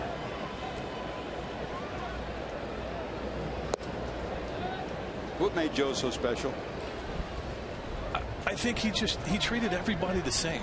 Whether you were, Ken Griffey Jr. or whether you were, the last guy on the roster, he treated everybody the way I think that, people want to be treated in life. Up and down, if there's a roster of 22, he treated number 1 like he treated number 22. And I remember, he used to tell a story about Griffey Jr. His dad being in the big leagues would send him back brand new batting gloves.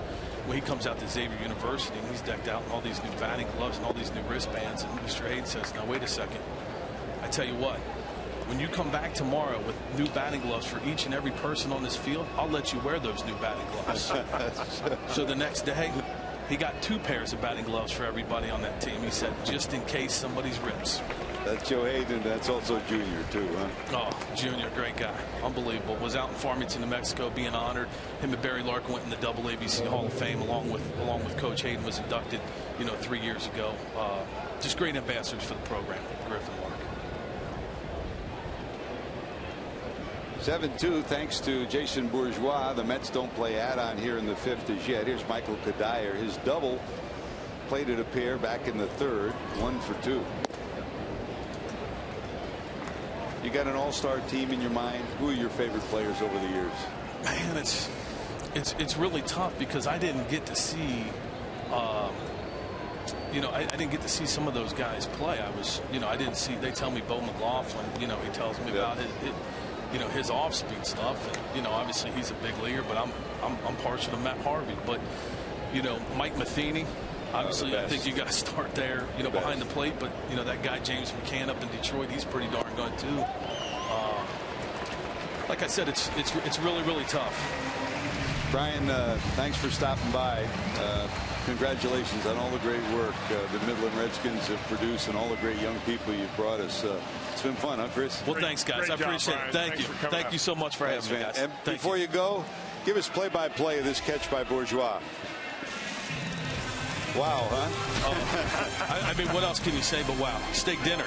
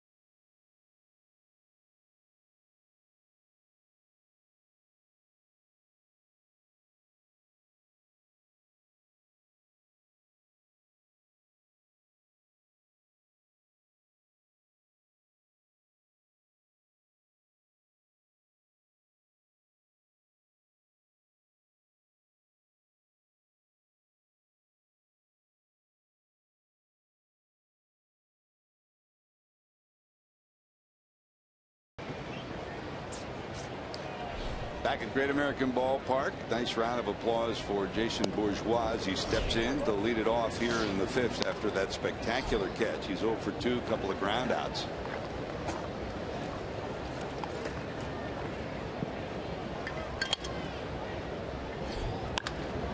Hit hard down to short. Flores in the dirt, picked by Duda, 1 away. And don't forget, you don't want to miss Fan Appreciation Day at the ballpark. Tomorrow, lucky fans in attendance will win prizes throughout the game, plus the first 20,000 fans will receive a 2015 Reds team photo, thanks to Snickers and Kroger. For tickets, call 513-381-REDS.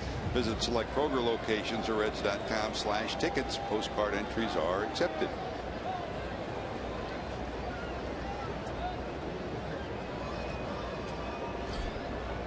Harvey had a bump in the road in the 2nd. He had a 1-2-3 first, and the Reds had a chance to claw their way back into this when they were trailing after 1 inning of baseball, 4-0. The Reds had the first 3 batters on, 2 singles and a double by De Jesus, but then Harvey buckled down. They get a strikeout and a ground out and get out of the inning, and the Reds have not scored since.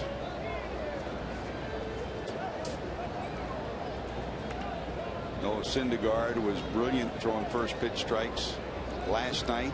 15 of 20 for Harvey today as Votto steps in. Joey 0 for 2, 2 strikeouts. It was kind of interesting because last night Syndergaard, I think, really wanted to face Votto one more time. He was taken out as Votto was coming to the plate, and they brought a left-hander in, O'Flaherty, and that's who got the base hit. Came off of O'Flaherty. You know, you talk about throwing strikes. This Mets pitching staff does exactly that. In fact, if you look up the category of strikes to walks ratio, 4 of these Mets starters are in the top 10 in the National League. And that's about as good a category to really start your basis on who you would like to have pitching for you.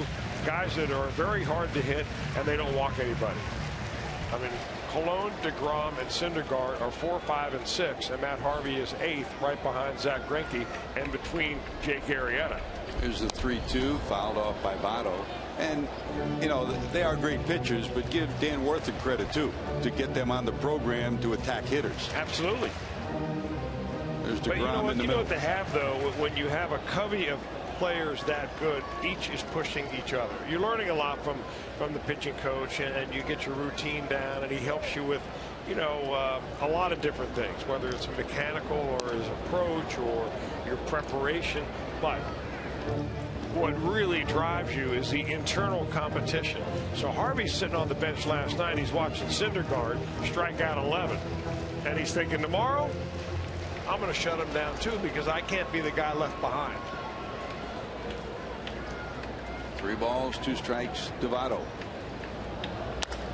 And the streak continues. The 8th pitch of the at-bat. Joey goes the other way. Make it 43 straight for Votto by getting on base by a hit or a walk. Longest by a Red since Pete Rose 48 and 78. That, of course, was right smack dab in the middle of his all-time hit streak mark. Pretty amazing streak he's got going right now. I mean, that bat was just so Votto. Gets behind, battles off, fouls off tough pitches, takes what the pitcher finally gives him, which is look how much he's choking up. He's just trying to get the bat head on the ball.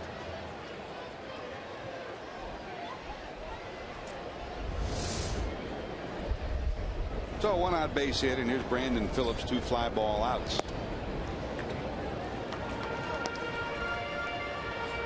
I mean, Votto's approach is so different than 99% of the other hitters out there. I mean, it's even different than Bryce Harper. Harper having a great year, terrific year, maybe even a better year overall than Votto.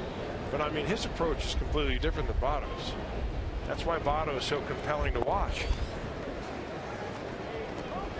So you've been on benches, in bullpens, and with clubs that have had special players on them.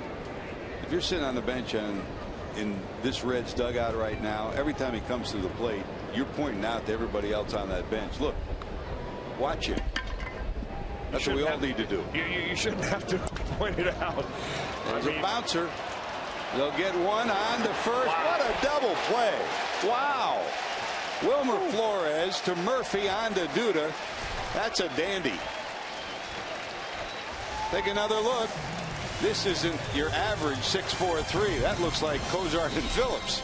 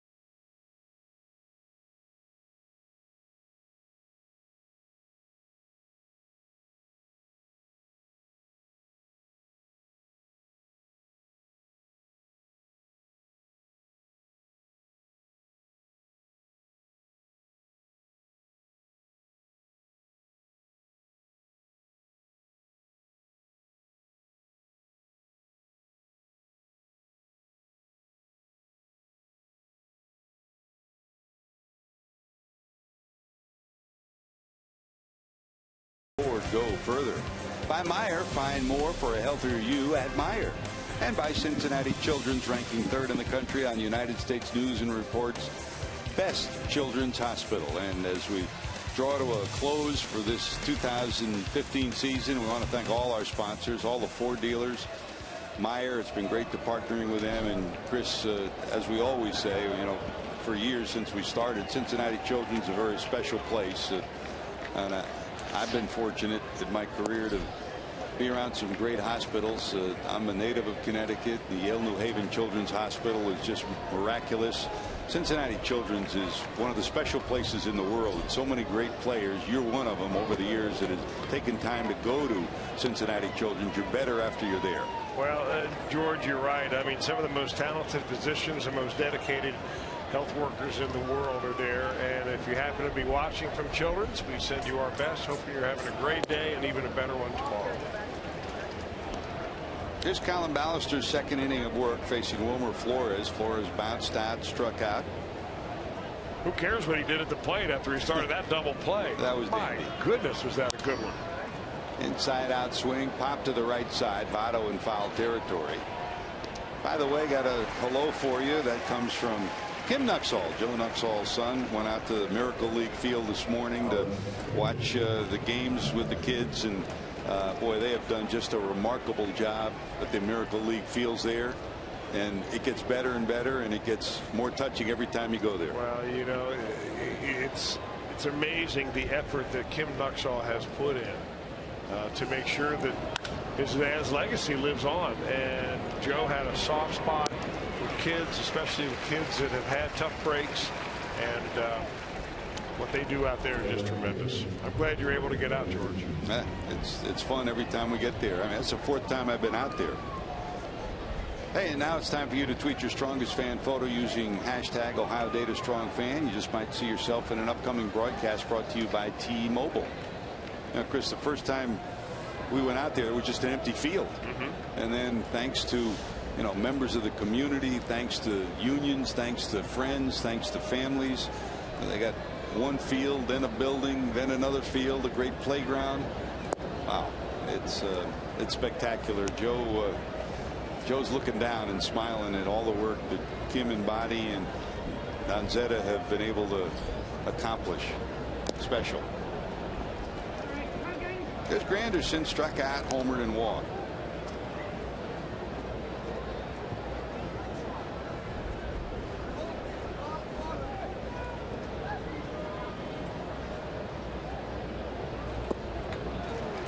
Not a bad couple of innings of work from Colin Ballister. 1, 2, 3, 6. Reds go back to work, bottom of 6. Jay Bruce will lead it off.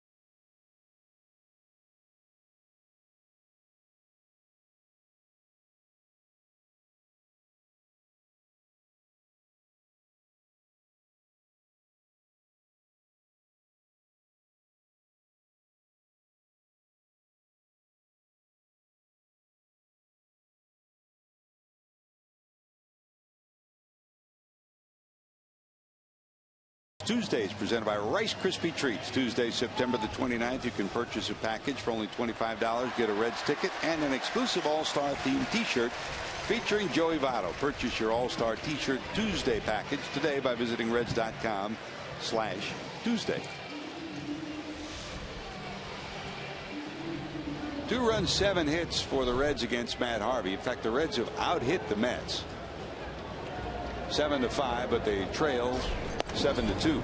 Here, Jay Bruce reached on an infield hit in the second and singled to left in the third. Some people might be surprised to still see Matt Harvey on the mound right now. There was talk that he would go 5 innings and that was it. We said at the very onset of the ball game that's what the Mets did last week. 5 shutout innings against the Yankees, only to see the bullpen give it up and end in a 11-2 defeat for the Mets. So, and Terry Collins didn't want to take him out. I mean, he was essentially forced to take him out by all the controversy surrounding his pitch count and his innings. Talked to Terry about it a little bit before the game today. Of course, he's an old school guy. It's hard for him to get his arms around that. I mean, we were talking about the 54th anniversary of the Sandy Koufax 13-inning complete game in which he struck out 15 and threw 205 pitches. So he said, I remember those days. But at the same time, you have to be with the times. He's thrown about 20% more innings this year than, Syndergaard anyway last night. It's one of the reasons why I took them out. But they've got to be careful about Harvey.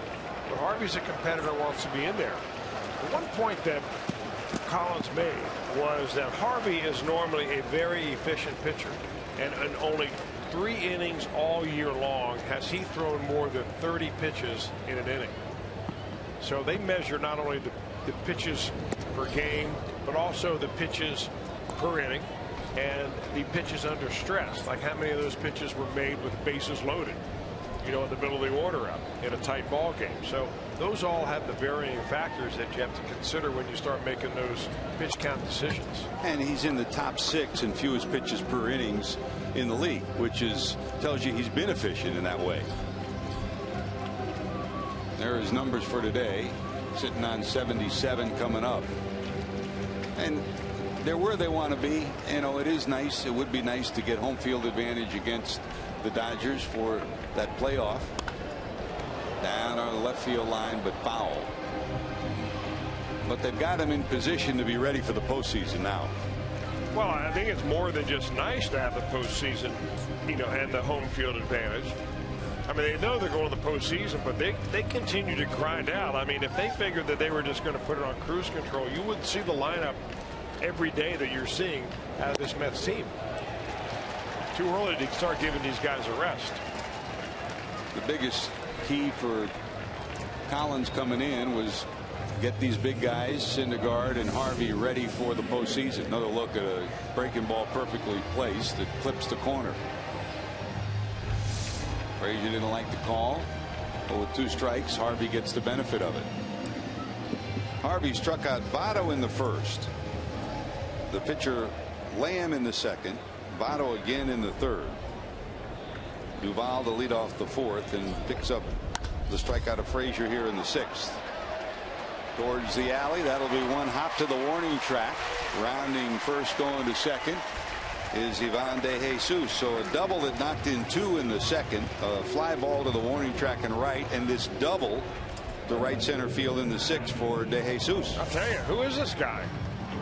I mean, he is in the zone right now, playing as good a baseball as he ever has. He gets the foot down right on time and drives it into right field. We've seen him go that way an awful lot.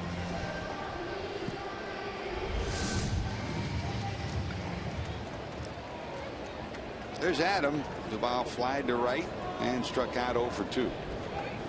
2 outs here in the sixth.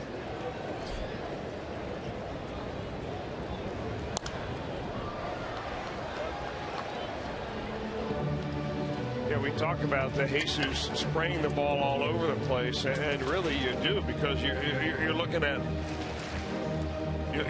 as many in left field as many in right. I mean, that's a hard guy to defend right there.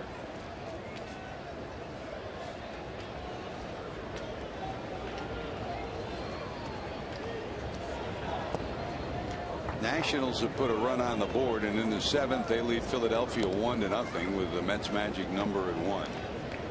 Pirates defeated the Cubs earlier 4-0. Pittsburgh's already clinched the playoff spot. The Cubs as well know they're going to be in the postseason. The Cardinals do. Kansas City did. Mets trying to join the party.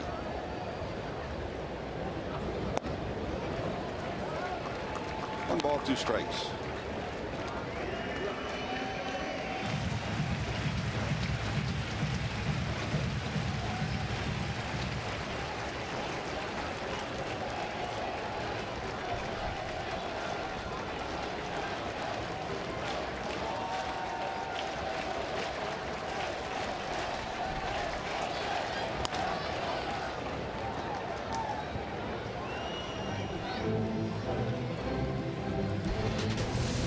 Here's a look from last night. The Cubs, with their clinching last night, gives them their first playoff berth since 2008. 5.5 games behind the Pirates for the wild card lead. And the Blue Jays, of course, their first playoff berth since '93.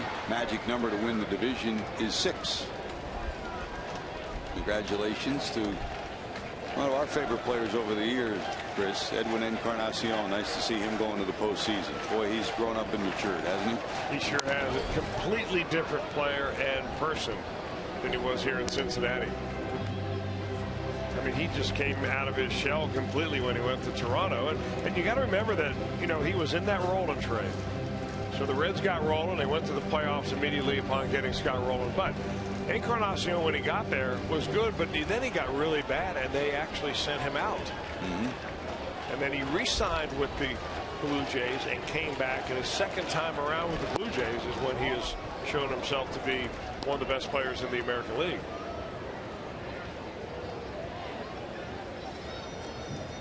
Started to play today, a 4-game lead for Toronto over the Yankees in the Eastern Division.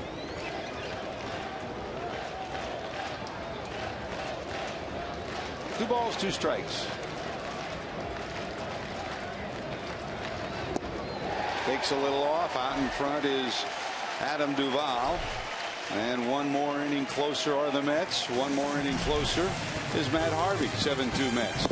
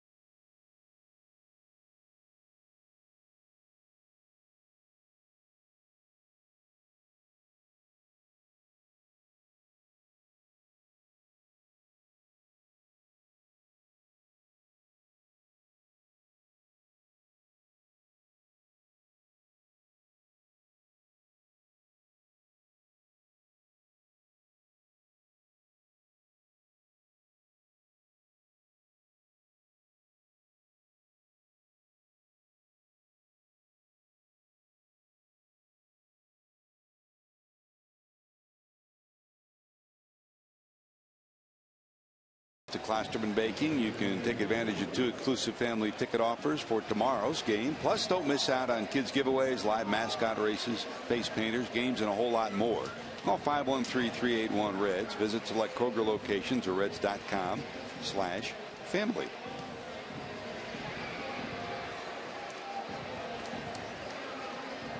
Overcast day here in Cincinnati, but the rain so far has held off. The Mets, with a grand slam home run from Lucas Duda in the first, took an early 4-0 lead. Granderson's home run made it 5-0 in the second. Reds battle back with a couple of runs and now trail it by a score of 7-2. We head to the 7th inning. Wright, Cespedes, and Murphy do up. David walked and scored in the first, struck out and walked in the fourth.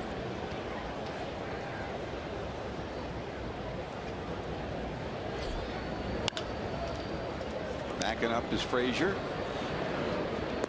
One away. That was great, Chris, when we were talking with Brian Heiler. As soon as we mentioned Gene Bennett's name, is like his smile popped all the way across his face, and that's so true. And the former Super Scott for the Reds, who lives down at Portsmouth, and he's doing well. We send our love and affection to him, and of course, you know, Midland's gone down to his tournament, and that's one of the best tournaments in the country now. It really has, and such a joy to be around down there. He's got a field named after him down there. Of course, he's got Al Scoop Oliver helping him out down there doing that, and never misses a Reds game. So, Gino, we're glad you're tuning in. Gino the Bambino. Here's Cespedes, struck out, singled, and bounced into a double play. Hit hard, but right into the glove of Frazier. That takes care of the first 2 outs. And that'll bring up Murphy, who singled, bounced into a force play, and then was robbed of a homer by Jason Bourgeois. Frazier robbing Cespedes of a double here. It'll be interesting next week to talk to Todd when we're in Pittsburgh, because, you know, every year he seals up an envelope, gives it to his brothers, and indicates what he's projecting for the year. What his average would be, how many home runs, how many runs batted in. And you figure, knowing the positive nature of him and his brothers and his family, you always think he's pushing himself to think better and better. It'll be interesting to see if he tells us what it is on that last day of the season. I don't think he'll even know. Don't they open that later on, like in the wintertime? I think Jim Dave reported on that earlier. He's got the inside scoop because he's, as you know, so close to Todd Frazier and Joey Votto and Brandon Phillips. And what's Todd got to say about that, Jim? He actually admitted on camera that once he got to the the 35 home run mark, I guess, that was the number in the envelope. But he did not reveal the other numbers. But he slipped up and said 35 was it.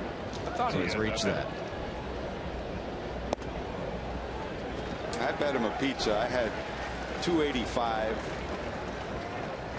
35, and 105. I don't know if he's going to get to 105. He's sitting at 88 now. Still a pretty good offensive year, and a moment that Reds fans will remember forever at the All-Star game, huh? Well, you're not kidding about that. I mean, people that were there will tell you, George, that you know, it may have been one of the top 3 moments in the history of this ballpark. A home run hitting contest. But you know what? It's only that because we haven't seen a World Series here. Exactly. And when a World Series gets here, or a playoff series deeper into the playoffs than the Reds have already been in, at least one where they win a ball game, would far blow by any of that other stuff. Because people are ready, and they're waiting, and they're anxious. And I know the ownership is anxious. And hopefully they'll be able to figure out whatever needs to be done to get this team back on the right track. Travis d'Arnaud walked, flat out twice, 2 out, 1 on. Ballister's 3rd inning of work. Boy, 3 dandies for Ballister. Walked a couple of batters, and that's all. A walk, no harm in the 7th. Back to the bottom of 7. Here's Tucker Barnhart.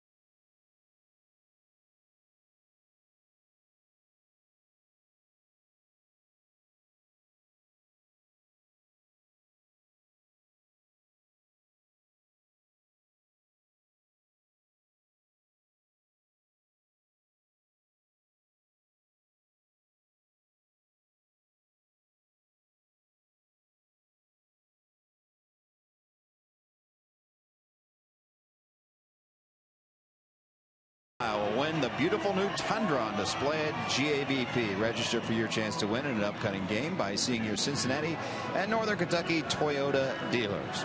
I'm Jim Day. We've reverted back to the original rules of that Toyota giveaway after we started the homestand of one person winning the Toyota if a red hit it into the sun or moon deck. And that is what Rafael Gonzalez got from Florence, Kentucky. And I tell you what, he's gotten a lot of camera time last few games. And today before the game, he got the actual Tundra that he won. And to boot, Jay Bruce came up and met him. So new Toyota and meeting Jay Bruce all in one swoop.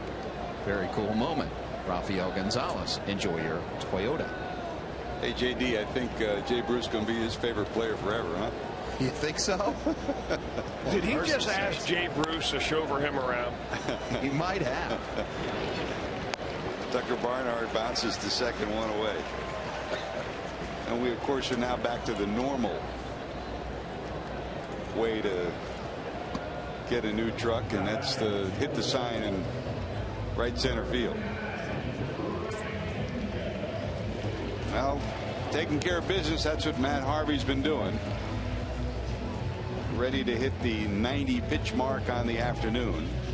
Pinch hitting for Colin Barrister will be Brian Pena. And Ballister, Chris, had 3 darn good innings, didn't he? He did. And that's coming off of an outing where he did not look good at all. I think that was in St. Louis. But so it's nice that he had a nice recovery. We'll come back there. Here's Brian Pena. Chris, we go to 2016, and right, not our decision, but off where the Reds are and how everything formulates. You hope that Devin Mesoraco, and again, we talked to him this weekend, there's a bouncer into right, base hit for Pena. Brian's pinch hitting in the pitcher spot. You hope Mesoraco's your opening day catcher. You hope he's healthy, and he said he feels fine. He feels great. Do you keep 3 catchers? Is Tucker Barnhart on that list, and is Brian Pena on that list? Well, that's a good question. I don't think they have anybody really at the top of the minor league food chain that is ready to take over if you decide not to bring Brian Pena back. Pena's a free agent, and you hope that Mesoraco can catch every day, but the timing of it is a problem. Until Mesoraco goes out there and catches a lot, you don't know. So you've got to sign, and you don't see that until spring training. So you've got to make decisions on your roster before you get to spring training. So I don't know what they're going to do there. It'll be very interesting. I do know that Brian Pena brings a lot more than just numbers to the ball club. I mean, he's the kind of guy that has all the intangibles that you want in a backup catcher. So I don't know what they're going to do. And the other part of the equation is, as you construct a clubhouse, you know, guys who are not your everyday starters figure in different ways. And Brian Pena, Skip Schumacher are 2 guys that are very much a part of the fiber of that clubhouse in a positive way. Ripped down the line, just foul. You know, part of the value of Brian Pena was his ability to communicate and catch every 5th day Johnny Cueto, who is now gone, and take care of business with Aroldis Chapman. Not that he's the only guy that can catch Chapman. Anybody can catch him, but he is oftentimes used as a translator for Chapman. He's advisor for Chapman. So, you know, if you trade Aroldis Chapman over the wintertime, I don't know whether they will or not, but, you know, you've already traded away Cueto. I mean, do you have the same need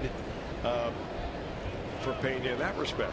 Those are all the things you consider. I'm not advising one way or another, but these are some of the things that go into the equation.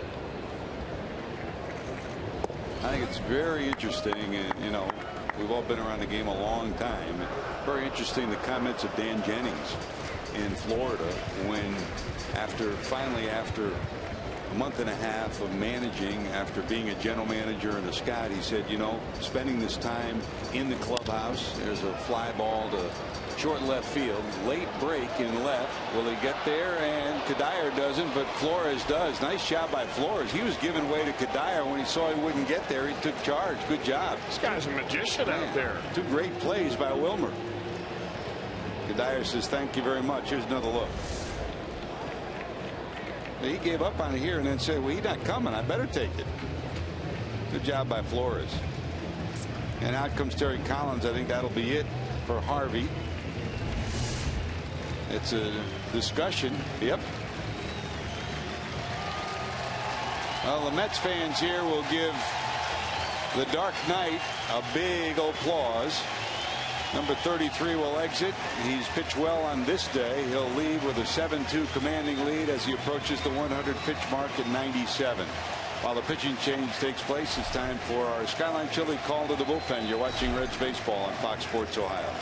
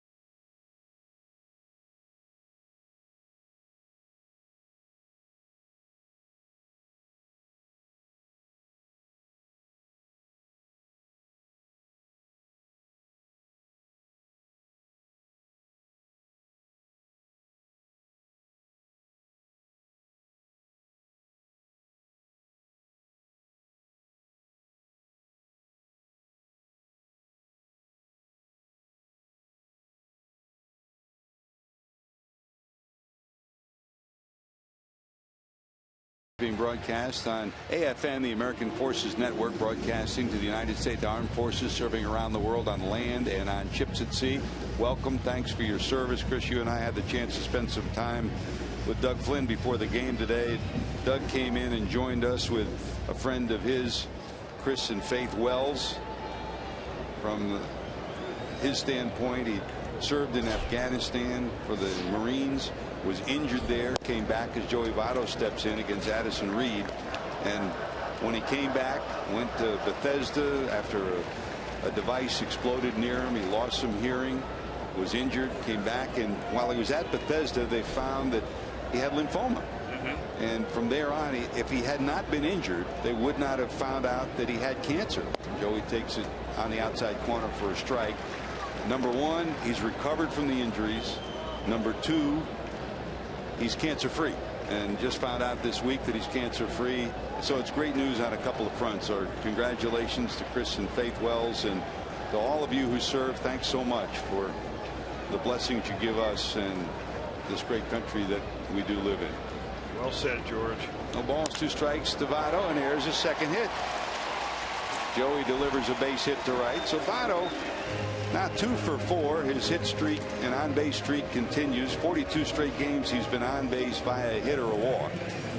Closing in on Pete Rose's Reds record of 48 games. You know, you talk about, here's another look, a tumbling sinker that's ripped into right. Well, the guy just puts a bad head on the ball.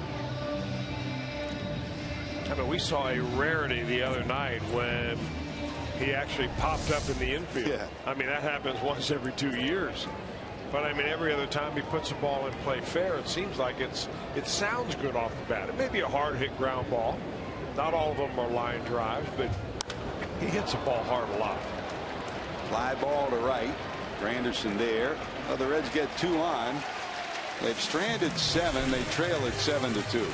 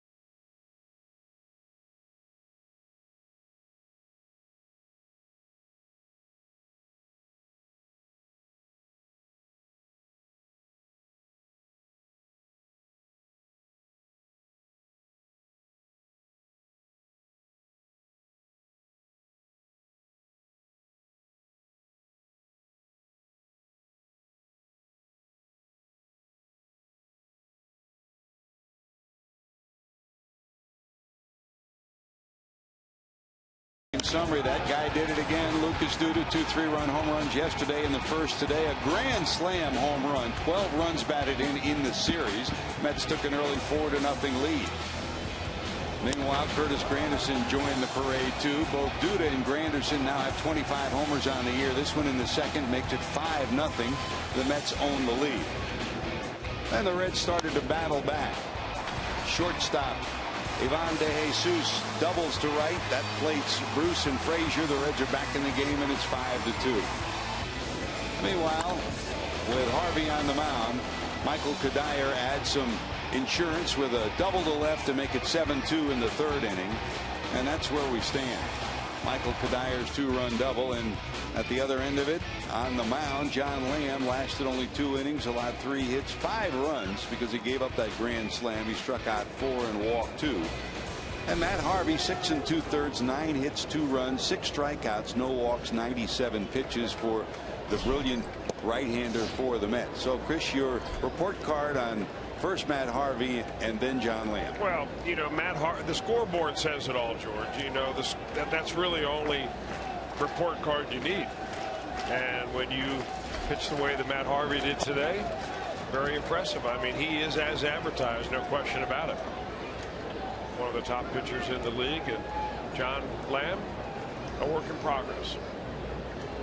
And the other thing that jumps out at you, Syndergaard last night, 7 2/3. Harvey today, 6 2/3. 2 young pitchers, power pitchers, no walks from either of them. Yeah, that is impressive. And that's where, you know, John Lamb can learn a little bit, because 2 of the walks that he had in the first inning came around to scoring that grand slam. A different team than the Reds saw in June. I mean, Cespedes has added a lot. So are the Reds. Yep.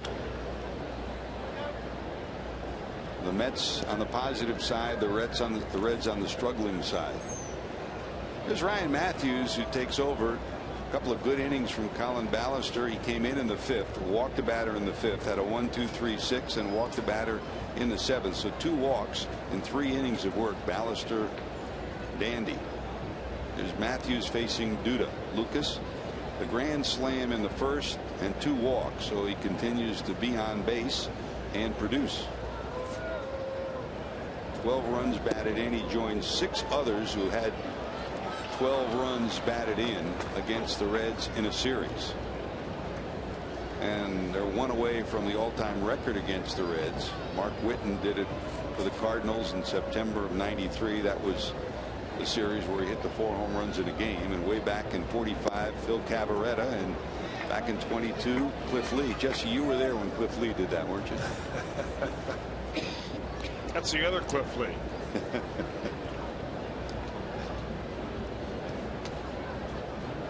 3 balls, 2 strikes to Duda. Broken bat, right field, Bruce there.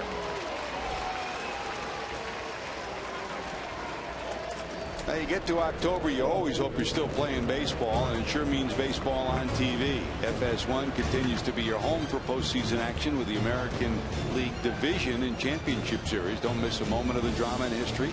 It all begins October the 8th on FS1 and streaming live on Fox Sports Go.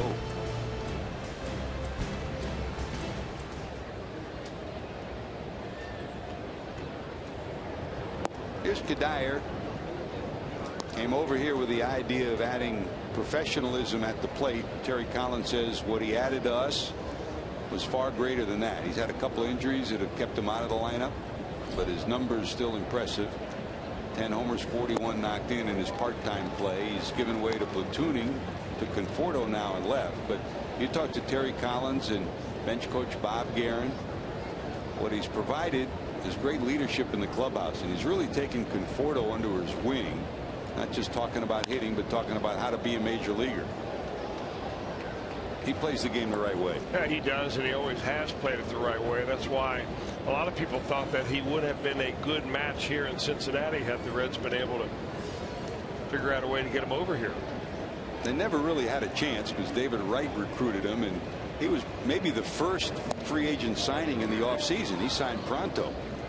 Signed back in November. Yeah. A lot of guys are hanging around December and January figuring out what they want to do. 2-2. Looped into center. Bourgeois coming in, and he's got it 2 away.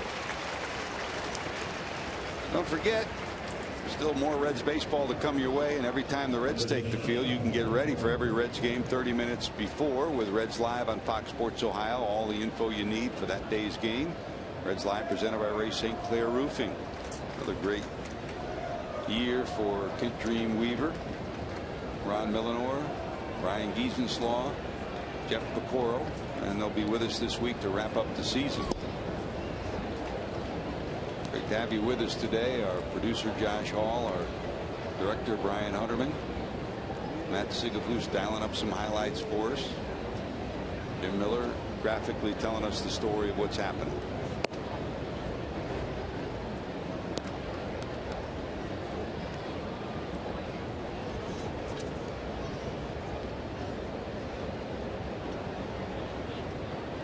Two away from Matthews here in the 8th.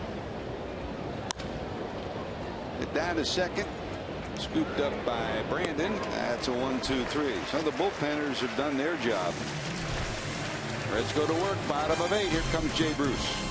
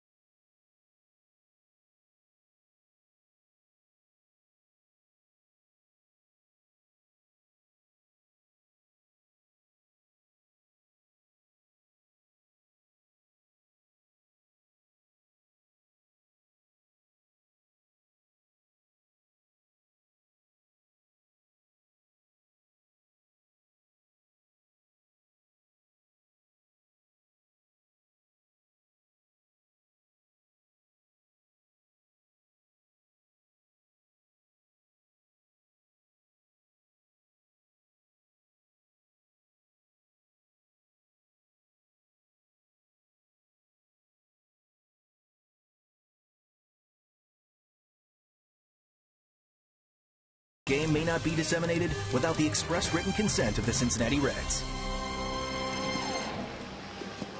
Hey, every weekday, don't miss America's Pregame as Mike and Molly bring you live reports from around the country for the latest from NFL training camps, a preview of every night's top MLB games, and look ahead to the postseason. Catch America's Pregame every weekday at 5 p.m. Eastern on Fox Sports 1 and streaming live on Fox Sports Go. Here comes Jay Bruce as we go to the bottom of the 8th inning. Some changes for the Mets. On the mound will be Tyler Clippard, counted on to be a key to this bullpen. He's hit a bump in the road, back problems, a little shoulder problems. It'll be his 30th appearance of the season. Bruce steps in, infield hit, single to left, and hit a hard ground ball right to the first baseman Duda. Changes in the field for the Mets as well. Cespedes stays in the game and he goes to left. Juan Lagares comes in center. And Ruben Tejada is your shortstop.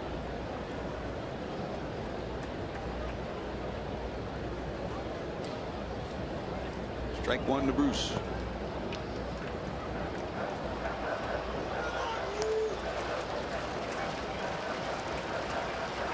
Phillies have tied the Nationals 1-1. They're in the 9th in Washington. Pittsburgh already won, beating Chicago 4-0. Everything else in the National League later on. Houston beat Texas 9-7. Toronto over Tampa Bay 10-8. The Red Sox leading Baltimore by a score of 4-0. They're in the 8th inning. Yankees leading the White Sox 2-1. They're in the 8th. And Oakland leading San Francisco 10-7. They're in the 7th with no one out.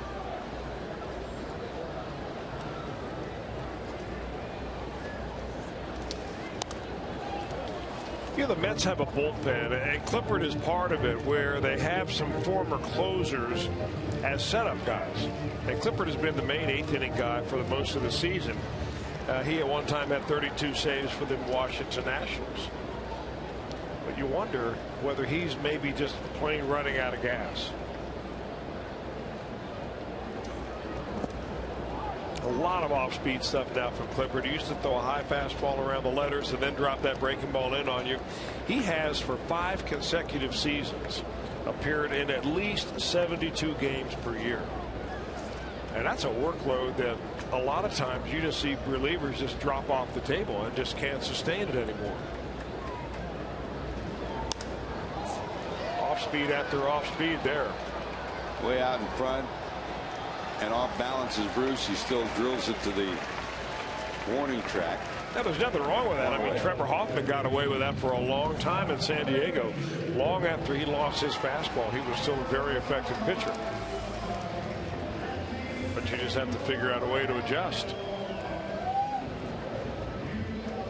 Boy, has it changed though, Chris? I mean, the day of the sinker slider guys coming in middle of the game. Now bullpens come in.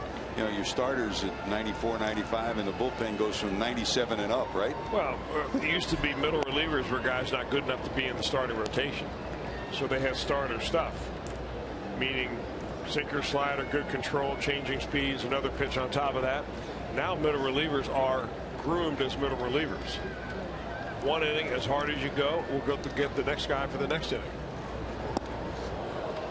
Off speed, way out in front, 1 ball, 1 strike. Boy, he looks like he's been to the Trevor Hoffman school of That's it. pitching. Hey, Lucky, is that the San Francisco Oakland game? Was today the Hudson Zito game? You got numbers on that? Hudson and Zito were both supposed to start against each other. Both of them are retiring.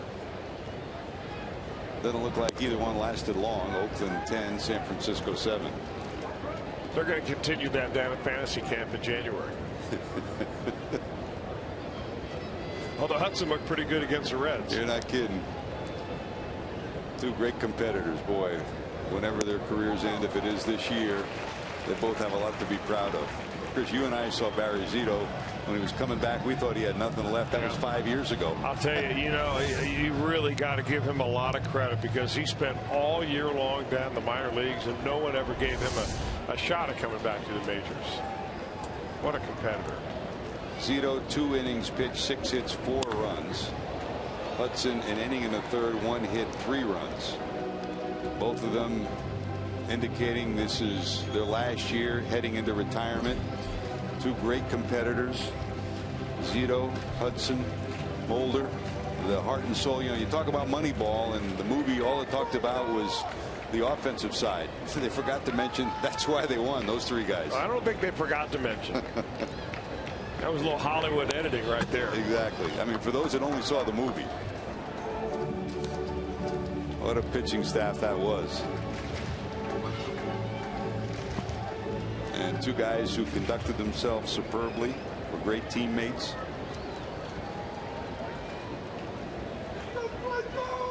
Two balls, 2 strikes to Frazier. 2 singles and a strikeout. He got a piece of it to stay alive.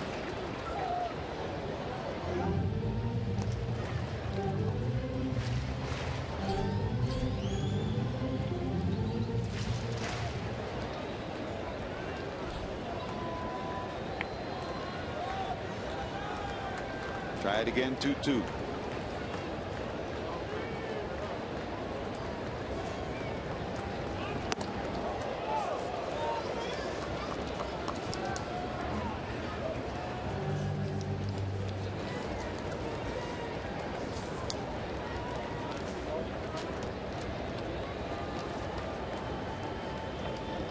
Clippard started in the Yankee organization way back in 2003 and went to Washington in 2007, picked up by Oakland back in 2014.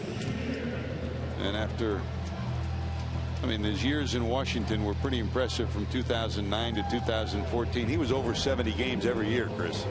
That catches up to you, doesn't it? Sure does.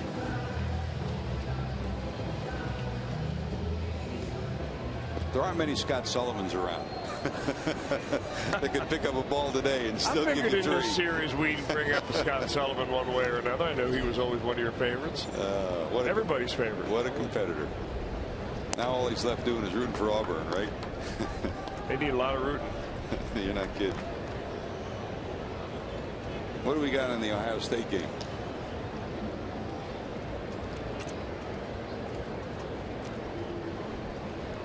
Buckeyes are up by about 25, right? 38-12 now. Oh.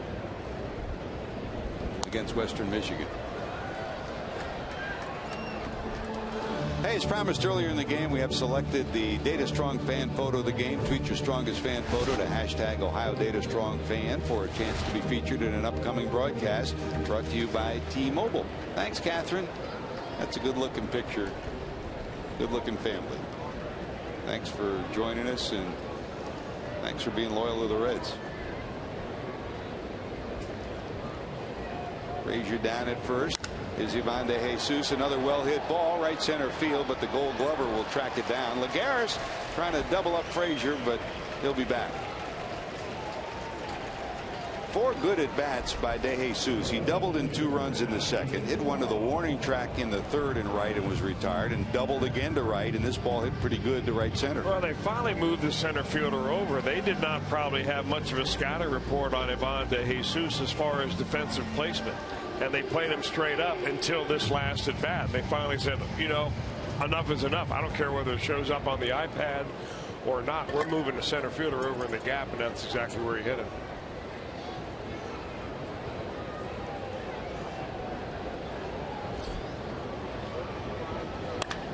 Hit hard, passed right at third. Duvall hits a bullet, and it's first and second for the Reds here in the 8th with 2 away. That kid drops the bat head on the ball pretty well.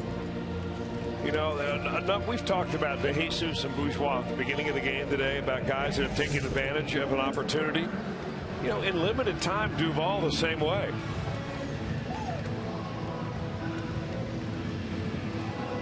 Pitch down out of the strike zone, but he hits it sharply.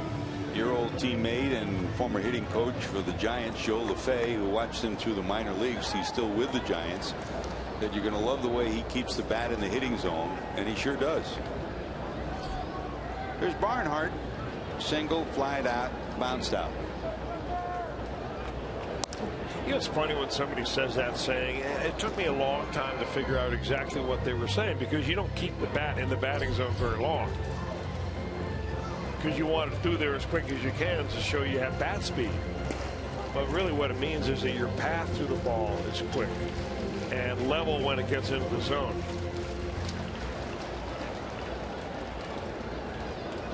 And Ted Williams said it. You know, it's the toughest thing to do, hit a round ball with a round bat. And the longer you keep the bat on an even plane, the better chance you have of making contact.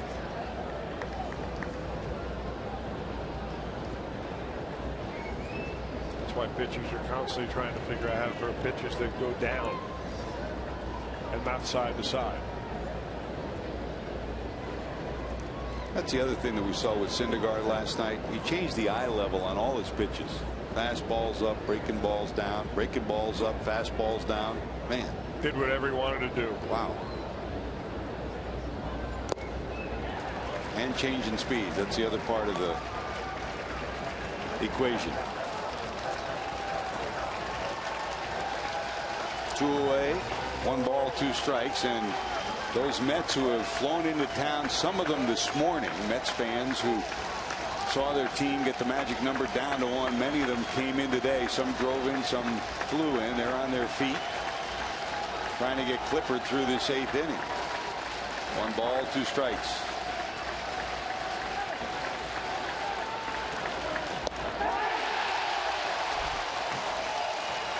Tyler Clippard brings the Mets to within 1 inning of clinching a spot in the playoffs. Reds strand 2. They've stranded 9.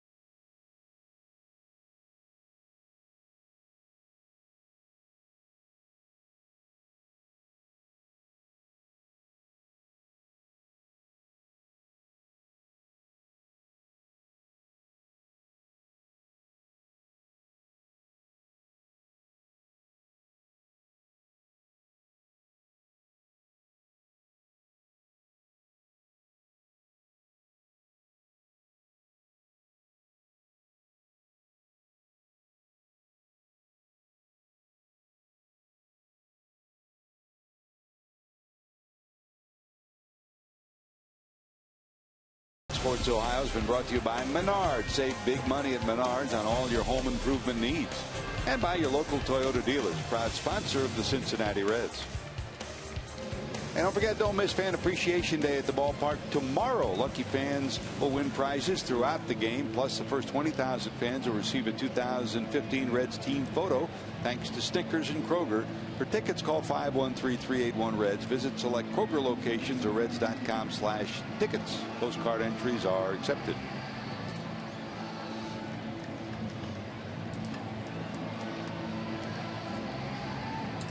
Pitcher spot due up as we go to the top of the 9th inning.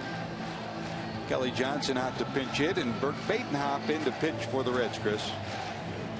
We've seen Burke a lot this year, and he's used to being an often used reliever. Early in the year, he was the bridge to Aroldis Chapman.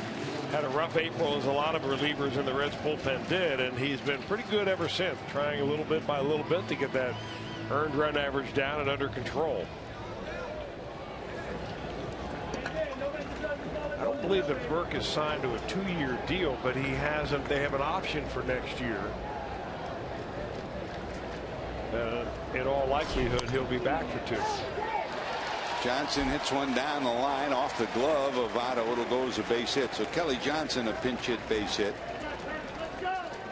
Leadoff hitter on in the top of the 9th inning.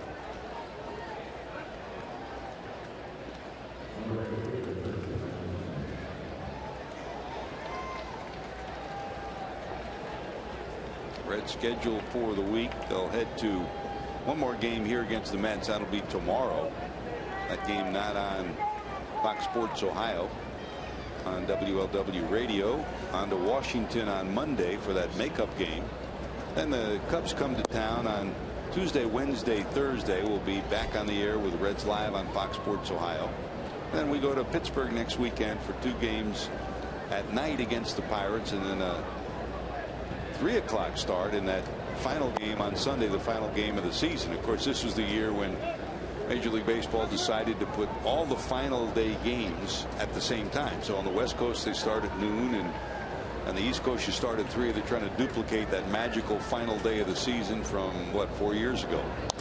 Doesn't look like they'll have many chances for drama on this coming Sunday. Well, not as much as they did a few years ago, but still it's a good idea, I think, to try to do that, to incorporate some scoreboard watching and pique some fan interest.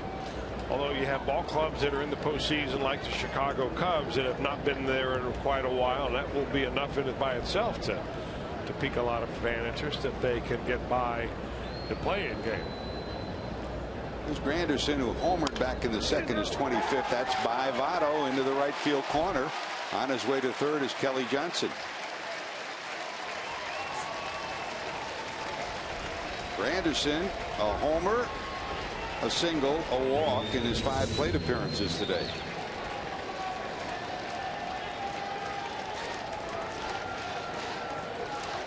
And here comes David Wright. Wright walked, struck out, walked, and bounced out. Right over the diving effort of Joey Votto.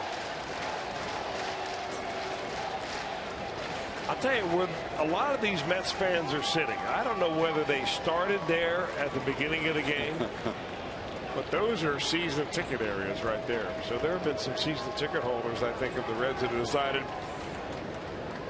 maybe not to come to the ball game today, and instead let the people in blue show up in their nice seats, because those are great seats. There were maybe about a third of the area was filled with some blue here or there, but right now it's probably about 80%. They're coming from the second and third decks right down behind the Mets dugout. Strike one to David Wright.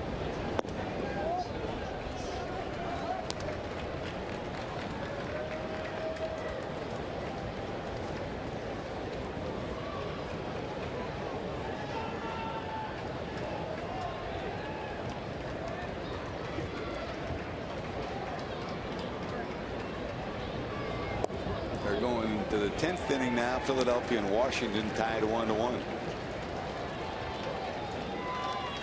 Nationals had a 1-0 lead before the Phillies tied it. Those Mets fans getting into this 9th inning.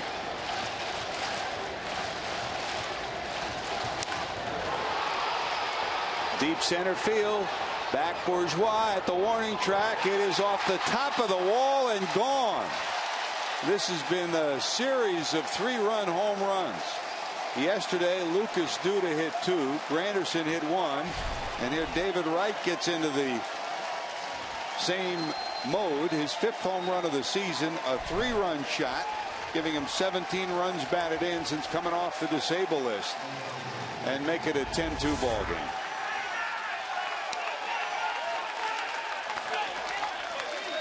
Well, we talked about him liking that fastball down out over the plate. And he goes down to golf. That pitcher was at the very bottom of the strike zone.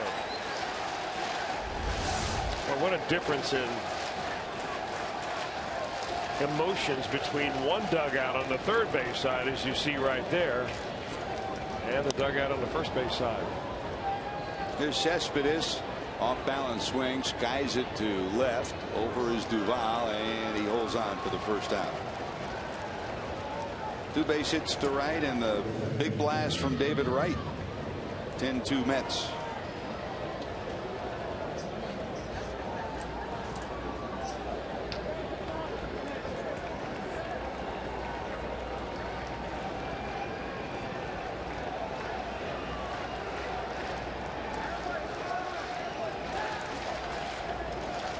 Daniel Murphy, single scored in the first on the homer by Duda, bounced out, flied out, and walked.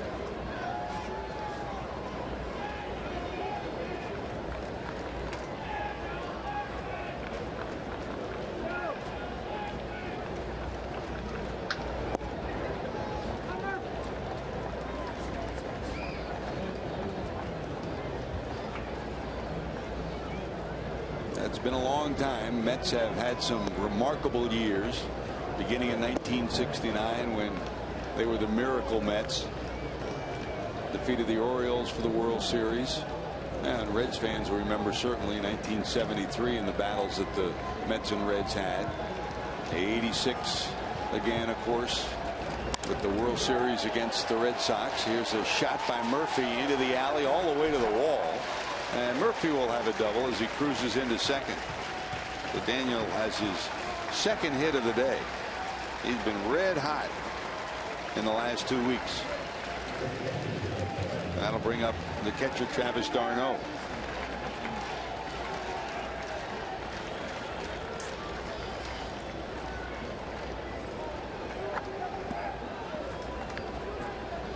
George, that's what you were talking about. A little history of, well, the winning for the Mets and the amazing Mets in 1969.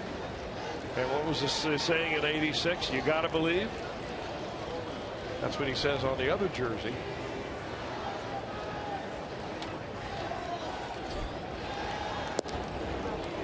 Casey Stengel when they started.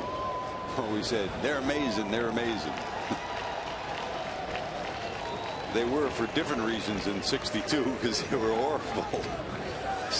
'69 they had a guy named Tom Seaver that certainly turned things around. Has anybody here ever played this game before?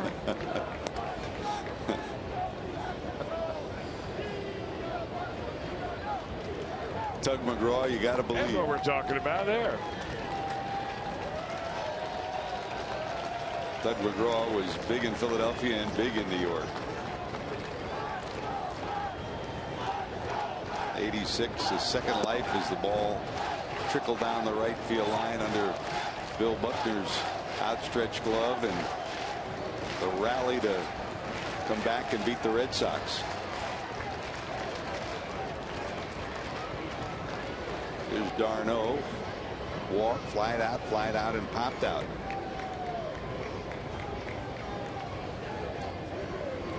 There haven't been great showdown moments for young Reds fans in recent years. The last time, Chris, you and I sat there in 1999 after the Reds needed one win in the final series against Milwaukee to clinch a postseason berth. They lost Friday night, lost Saturday, and then had to go to the final game of the season. Here's a liner into center. That's going to drop. Murphy had to hold, so he'll go to third.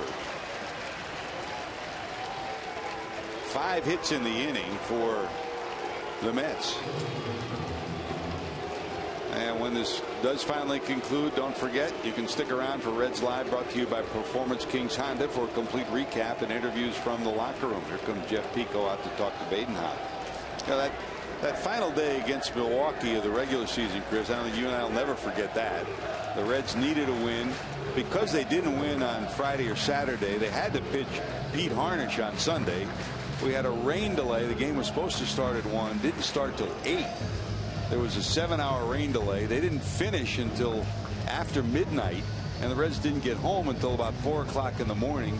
Not a ticket had been sold for a playoff game, and they sold out by noon. And it was the Mets and the Reds at the old ballpark for that one-game playoff. What an electric atmosphere was that night. I mean, tremendous response by the fans. I mean, you could not have asked for anything more fun until the first inning. Edgardo Alfonso hits a 3-run home run, and that quieted the crowd down a little bit. 4-6 on to first.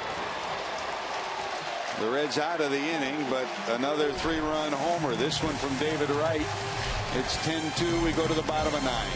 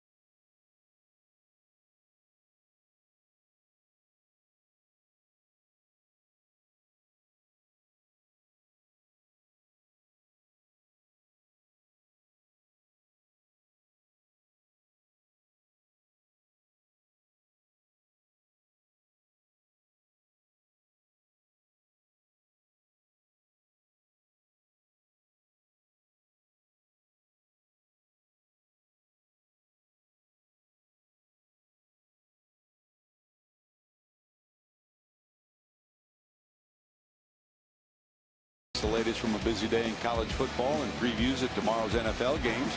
Watch Fox Sports Live on Fox Sports 1 and streaming live on Fox Sports Go. Now, 3 home runs today. Curtis Granderson had 1. He's got 25 on the year now. Lucas Duda has another home run. He's got 25 on the year now. And David Wright has one. He's got 5 on the year. And add it all up, Chris, Arcia in the driver's seat number. How about this? In the last 58 games, when Cespedes came to town, the Mets have 93 home runs. The Atlanta Braves for the whole season have 93 home runs. That's the way things have turned around for this Mets offense. Not a save situation, no, but they'll bring in the guy that really was probably their most valuable player of the first half of the season, Jeurys Familia.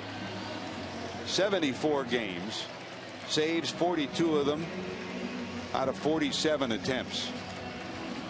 He really saved the Mets season in the first half when they weren't hitting at all. Key games. When Mejia was placed on the suspended list, somebody had to take charge, and this guy did, Chris. Is this kind of an overkill or what? I mean, bringing your closer in here in a 10-2 ball game. I think what Collins wants to do is give him the chance to be on the mound when it ends for what he did for this team early. I think that had something to do with Matt Harvey starting the game too. Swing and a miss.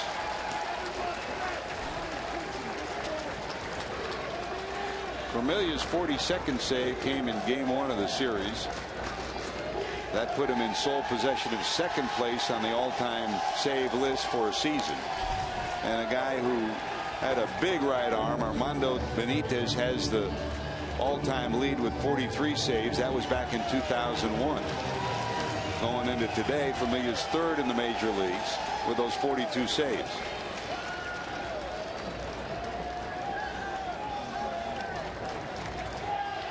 And still only 25 years of age.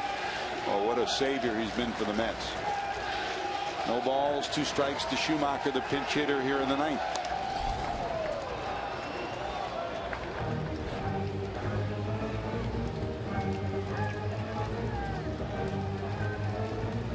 Boy, has he been big.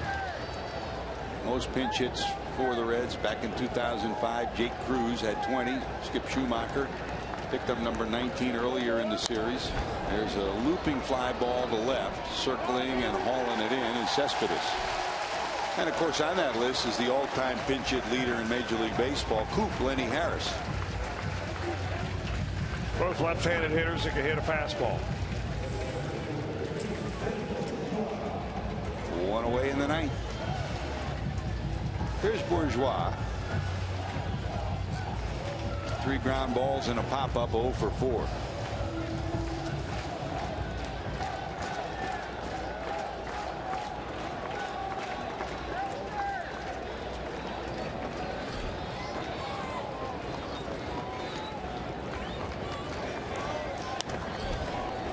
Popped up right side, Duda calling, foul territory, got it. Now that day in 1999, Chris, was a memorable day. As you mentioned it, the stadium rocked. The stadium shook with Reds fans in that one-game playoff. Al Leiter pitched a brilliant game in the victory over the Reds. And that was the last time the Mets clinched against the Reds. And it was a night that left a bitter taste in your mouth. I mean, you and I walked through that clubhouse. Sean Casey was crying and Barry Larkin was consoling him, saying we'll be back. You never know when you're going to get back.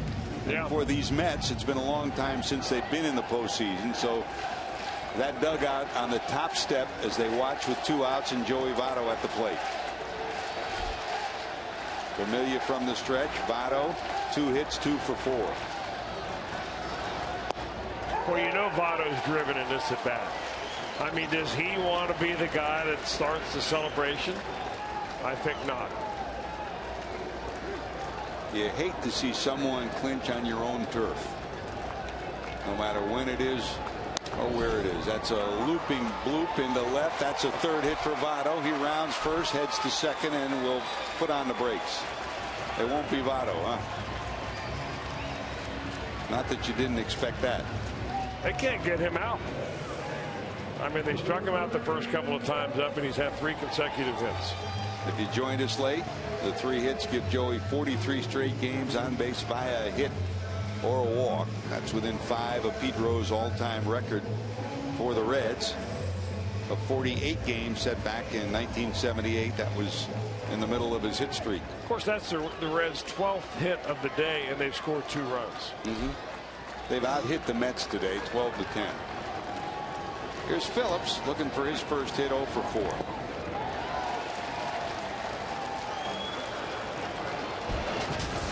The Reds' numbers for longest on-base streaks. Pete at the top of it, that hit streak, the consecutive game hit streak, and the on-base streak at 48.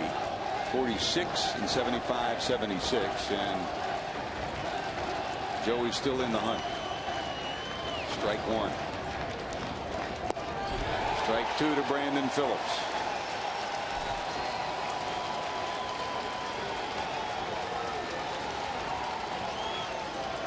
Matt Harvey started this day. Familia trying to end this day. Tim Tuffle, who's mentored Harvey since he came to the major league team, right next to him, as the Mets are on the verge of celebrating a trip to the postseason. Bounce to the left side, charging his right, bare hand in the dirt, off the glove of Duda, and Votto will go to third. Well, the Reds' inning lives on.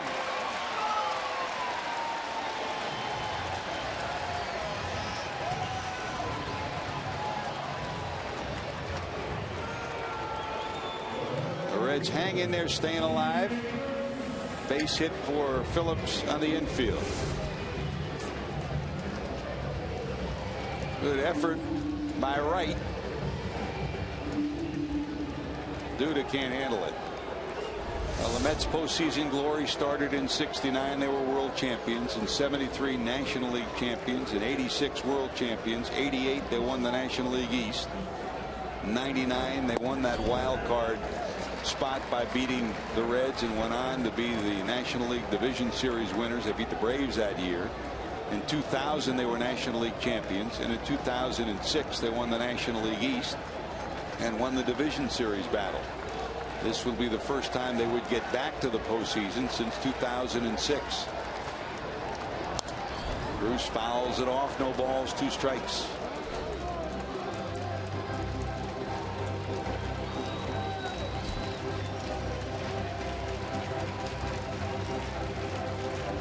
Jay today, 2 for 4. Infield hit in the second inning and a base hit to left in the third. Votto off third, Phillips off second as he takes second. Defensive indifference, no stolen base. Familia to the stretch.